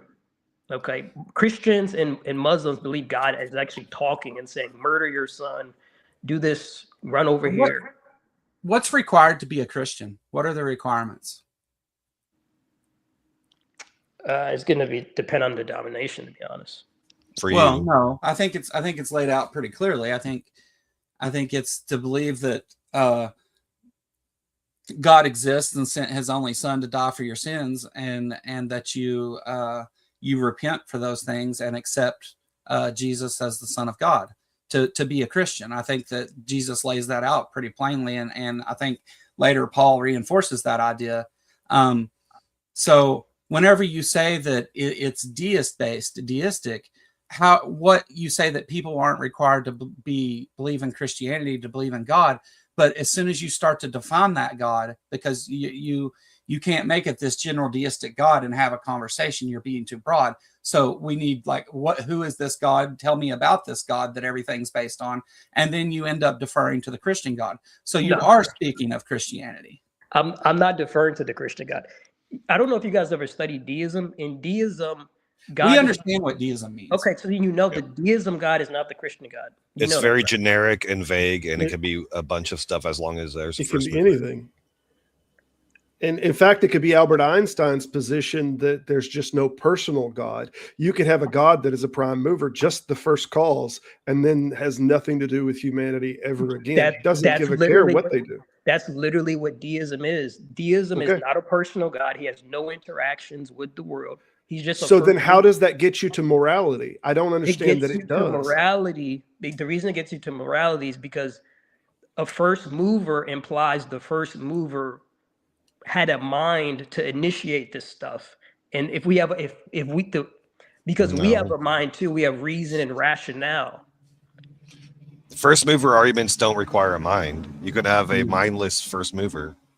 I agree, but we're getting off basis. Even if you grant that the first mover had a mind, that still doesn't get you to morality. He Yeah, doesn't you like. have to define it to get there. Yeah, Because- you could be a first mover that made an ant bed, and you don't care what those ants do to one another. You have no concern with that. You're just watching the ant bed, or you're not watching the ant bed. At sometimes you don't care what they do to one another. Okay, so a first mover implies reason and rationale. Our brains have reason and rationale, so that's how we get morality from it. So this So we're does still actually just deferring this to our is- brains. this So actually it's not is- objective. So this is actually removed from deism. Once you start to anthropomorphize the concept, it's actually removed from deism. Deism is the concept that there is this, like you said, first mover, but there once you anthropomorphize the language by mind, ethics, and things of this nature, you're now leaving deism and going to a type of a theism, a theistic Yes. model. And it Good might point. be an amalgamation of different theistic models. I'm not accusing you of just promoting one or the other as far as which theistic model, but there is a distinct line there between deism. You could be an atheist deist. You could be, deism. I mean, even things like panpsychism and non-dualism and idealism can almost be seen as a type of deism. If you just think that God is energy, could be a type of deism. So I think that maybe we're using the term differently, unless I'm misunderstanding you, Parker. No, that's how you want to define deism. That's how you can define it. But either way, the deist God is not personal. They don't believe that he sent down any prophets. They just believe it's a prime initial mover. That's it. So That's it. morality is subjective under that God, correct? No, they would say morality flows from reason and rationale. Well, okay, but that makes it subjective. It's mind dependent. No, it's not subjective. Everyone with reason and rationale would agree. I don't want to that unaliving a 3-year-old baby is evil, right? Anyone with reason and Oh, rationale. that's an emotional response, though. And to that's that. that's not back a to logic thing. So wait. Okay, you don't believe that that's logical? That unaliving like a 3-year-old baby is not good? How would it make you feel, Oh. Parker? Well, it doesn't Icky, matter how right? it's going to make each person feel different depending on How would it make you feel, Parker? It depends on the situation and the context. Then it's not Then objective. that's No. very subjective. But No, also the like this emotion is subjective. You conflict. The emotion is subjective, but logically, everybody agrees that that's something bad. obviously not the person that did it. Okay, can we do a hypothetical, Parker? Yeah, go ahead. We're being held captive by an evil genius in a elevator type shaft, and he says that you are 2 pounds overweight, but I'll only give you a tolerance of 2 pounds. And we happen to have a newborn baby that's 2 pounds, and everybody else is full grown. So if we go under the tolerance, he's going to kill everybody, and if we do nothing, he's going to kill everybody. But to get to within the tolerance that he's not going to kill everybody would require killing the 2 pound baby. Would that be good or evil? 99% of people would say, unless you have some sadistic thing, most people would say killing a baby is evil. Okay. Is it more evil than killing everybody on the elevator, including the baby? I mean, there's different levels of evil, but no one is going to say it's a good thing. Is the point? Then if there's different levels of evil, that means it's subjective. Absolutely. Actually, I don't know if I would agree with that. It's not subjective. I'm with Parker to the certain degree that I'm a moral realist. I do believe there's an objective standard. I know you guys aren't asking me the question, but I don't think just because you could give moral qualifiers, it makes it subjective. I think subjective is stance dependent, and you could say it's immoral. And I don't use the word evil because that has religion, kind of, in my opinion, that's kind of begging the question of considering something to be evil, but I just think it's immoral. But I do think that there's a case to be made that, yes, it's immoral no matter what you do. That being in the position is immoral.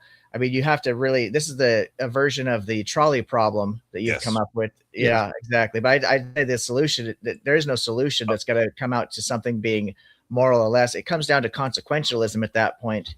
And I think, I do think you could apply moral qualifiers because you're talking about killing numerous people versus one person. There's ways you could look at it, but I don't think it has to be stance dependent to say that's just immoral no matter what you do. Well, let me throw one more thing on this. You have the objective standard of morality, God himself, who tells the person to run this experiment, to run this trolley problem.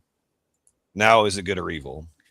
Well, I think it's definitely subjective at that point. There's no doubt about that because now you're he's the objective. He's the objective standard of morality. Remember, I don't think you can get it. I don't think you can get. Yeah, I don't think you can get an objective standard when you introduce a mind or a stance into the argument. I think that's what defines it as being objective or subjective is stance dependent. So God has a mind. God's initiating this. God has a stance. So therefore, it can't. I don't think linguistically. I don't understand. It seems incoherent to say that it's God's objective standard. It becomes divine command or something at that point. But this would just be to shut down Parker's opinion on it because you're right. I have a problem with the whole scenario. I have a problem with Parker's thing to start with, that he starts with the baby.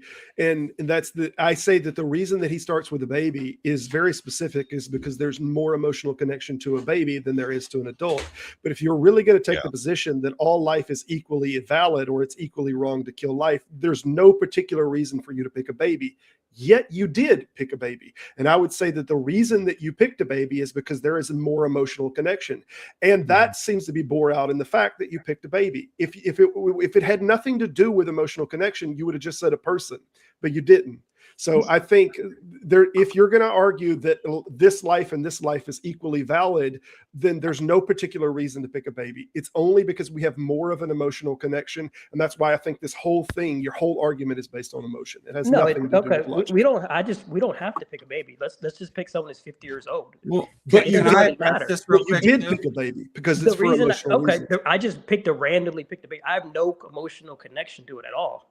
Okay, I'm not anti-abortion at all. So we can pick a 50-year-old if you want. Gentlemen, I need to jump in. I'm so sorry to do this to you, but my wife she does need my help. And so what I want to do in all fairness, is I want to give everybody an opportunity to have a closing remark. And Parker, since you're the kind of the underdog here, I'm going to let you have the final word. Okay. And I'm sorry to do this, gentlemen, because this is a great conversation. No, I'm about to go. I'm not going to wait around. I got to go. I just say thank you guys for inviting me.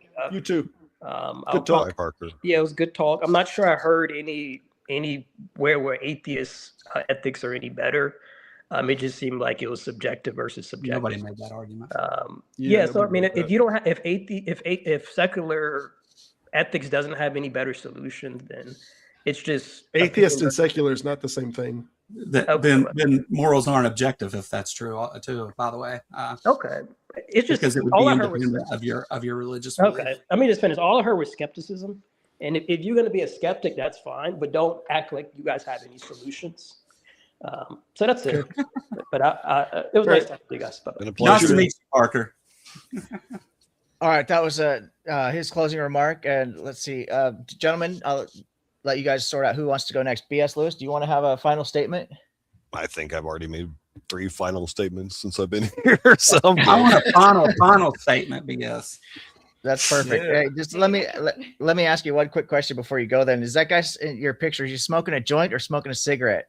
I can only promote endorse one of those. It's up to your interpretation. Yeah. Perfect. It's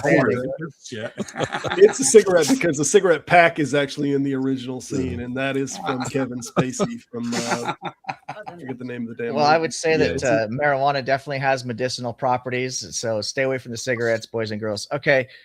Skeptic Philosophy, do you want to have a final word, promote any projects, anything like that you have going on? Nah, check me out at Skeptic Philosophy. You've seen me in the chat. That's me, and that's about it. It's always nice to have you. I appreciate the support for the channel. You've been here pretty much since the beginning, Skeptic. You always leave a comment or something, and I do really appreciate you. You platformed me to have a conversation about morality, and so I appreciate that. It's always nice to see you out there in the community as well. Okay, Joe, do you want to go ahead and have any closing remarks? Promote your channel. You're always doing such good stuff. So whatever you want to talk about. Yeah, come over and check me out on the Kentucky Atheist. We do a political show every Thursday at 1 p.m. Eastern time. And other than that, I just kind of have conversations with people, when I can. So come check it out. I do want to say this in closing, though, with Parker, is he demonstrated the very point that I made of where we take what's harmful and ethical and then try to throw morality on it as the reason that it's that way. And, I base my moral framework mostly on secular humanism. So I would say that what you're doing is harmful, and so then to say that it's somehow a moral thing also, and that moral is objective morality after you say that it's based on human minds and stuff. It's a conversation I would love to have with Parker. If he wants to come by and do it here, I would love to do it here, or he can come visit me over on the Kentucky Atheist. And that goes for anybody, atheist or not. If you want to have a discussion, come talk to me. I will talk to anybody. You don't have to have a big channel or a channel at all or anything else. You don't have to come on video. I will meet you where you're at in every aspect of that if you want to come talk to me. So doors open for anybody that ever wants to come visit. The Kentucky Atheist at Gmail. Get a hold of me and I'll have you on. I'm gonna email you. Email me. You don't even really need to email me. I plan on doing an open panel thing this week, but if you can't make that, email me and we'll schedule a time and do it. I'm more than happy to sit down. I know that you and I have disagreed on a couple things in the past. I don't think to the point of like really arguing or anything, but I think like it seems like I remember you disagreeing with me in my chat about some of the things I've said prior, but maybe not. Maybe a lot of people. I don't think so. Yeah, maybe. I do see you there often. So yeah. Thanks for watching. Yep. I appreciate you guys coming on. Thank you so much. Guys, if you want to share yourselves out, I really appreciated having you guys join the conversation. It helps me build content, and it was great to get different voices out there. And I just want to commend everybody who came and spoke today. Everybody was extremely polite. There were a lot of different viewpoints being discussed, and yet only the ideas were being attacked. I don't think that there was no personal attacks on people. I know the chat's getting a little heated there. There's some history in that. I'm going to stay out of that and let you guys sort all that out. But I do appreciate everybody who stopped by. I will have links to everyone's channel, and I always forget to do this to promote my own shit, but please do like the video, subscribe to my channel, join one of the open panels, spread the word. I recently put out a video that I'm very proud of. I think it can be very helpful to people who are struggling with depression or anxiety, called Courage Without Fear. So if you look into my channel, please watch that video. And I encourage you all to leave a comment with your own experiences of how you've overcome some suffering or some difficulty in your life, because I've already had a number of people reaching out to me on various platforms telling me how helpful that video and the comment section has been in sharing their own stories. I know that people are shy in a lot of cases, and they feel vulnerable. They don't want to expose, themselves too much. And I totally respect that. But you can even leave an ambiguous or just generic kind of a comment or something with maybe some advice you have to other people. We do need to work together. I do want to close by giving my own thoughts. As everybody knows, pretty much everybody knows probably, that I'm a moral realist. I do believe there's an objective moral standard, and it's based on humanity, that we are all equals. One of the issues I wanted to ask Parker, and I asked this to every theist from the Abrahamic faiths that use the Bible for some kind of guide to morality, is if we're all equals, then why are we getting verses about supporting slavery from Old Testament to New Testament? Paul, slaves, obey your masters with fear and trembling in the same way that you would obey Christ, right? We get misogyny. If all people are equals, then how come women are being subjugated so much? Old Testament to New Testament, right? All the way through. So it's not just like, oh, well, with the new covenant, things have changed or whatever. No, that's bullshit. This is It's very subjective. It's called divine command theory, and most religions have some kind of an element of this. Anytime you introduce a mind into the argument, you are at a subjective position. That's no longer objective. The very definition of subjective is mind dependent or stance dependent. So if you have any moral edicts or ethics, whether you claim they come from God or anything else, if this God has a mind, this God has a stance, it is by definition subjective. So I understand that words are fluid to a certain degree, right? Like we invent the words and we attach the meanings to the words. But if you want to have a linear conversation with me about objective versus subjective, we're going to have to come to an agreement of what word we can use to define these particular realities, right? Is something stance dependent or not? And I don't care if you want to call it a banana or a fucking car or subjective, however you want to define it. We need to hash out what it is we're talking about. There is an objective moral standard, I do believe, and I do believe it's based on the fact that we are all human beings. That's the one thing that we share is humanness, right? We're all moral agents. We all have a right to have our freedom and well-being, and we need to support that concept, to treat each other equally. That goes for straight people, gay people, trans people, black people, white people, red people. I don't care. Every single human being, young and old, we are all equals. And that's the one thing I really try to promote on this channel. And I think I've pretty much, I'll get off my soapbox now and leave you guys to that. I got to go help my wife. And I really appreciate all the support, you guys. This channel has grown so much faster than I had ever imagined. At one point, I think I hit 100 subscribers in my first month, and I thought I might not break 25 subscribers lifetime with the channel. I can't believe I'm already over 100 subscribers. I'm coming up on almost 11,000 views on my videos. 11,000, that's insane. And it's all because you guys have supported the channel by subscribing. You've supported the videos by watching them, leaving comments, and I even know there's people out there sharing my videos, and it's very much appreciated. I do think that I'm trying the best I can to make a positive difference in the world with this channel by bringing people with different views together, celebrate our differences. If we can't agree on things, then we need to respect each other's humanity and agree to disagree and do things in a civil manner. And I think that's how progress is going to be made, right? We also need to understand that if we want people to make some compromises in life, we have to be willing to make compromises as well. And most oftentimes we have to make the first move, right? I can't sit here on my side of the fence and expect my neighbor on the other side of the fence to make the first move. And if he makes a move, then I'll make a move. He's sitting over there saying the same thing and no moves are being made, right? So if we want to get out on the dance floor, somebody's got to make that first move. And I encourage you to be the first one to extend that olive branch to your opposition, to try to understand where they're coming from and see if there isn't some common ground that you guys can find and build up from that, right? The common ground is that we are all human beings. Let's start from there. We all got to eat. We got roof over our heads. We'd like to make a little money along the way. Okay, let's start from this very basic core realities that we all share that are objectively true. Man's got to eat, right? We need shelter. We are part of a community. We're a social species. Cooperation is paramount to human flourishing. So I'm going to leave you guys with that. I don't really have a fancy outro or anything. I don't even know what button I'm supposed to hit here. I'm still new at this. Speaking of outros, I just really quickly, Deconverted Man, he wrote a song for me, which is hilarious. And I'm going to try and figure out a way to get that plugged into the channel at some point as like an intro or outro. It's fucking hilarious. I can't believe he, first of all, would take time out of his day to do that. I'm quite touched. I thought that was very, very nice of him to do that. It's a great song. So hopefully I'll try and get some of this, look at a little bit more professional as time goes on. As you guys know, my time is limited. But for now, we're going to do it the old-fashioned way. I just hit this button here. I think that's end stream. There we go. And play outro.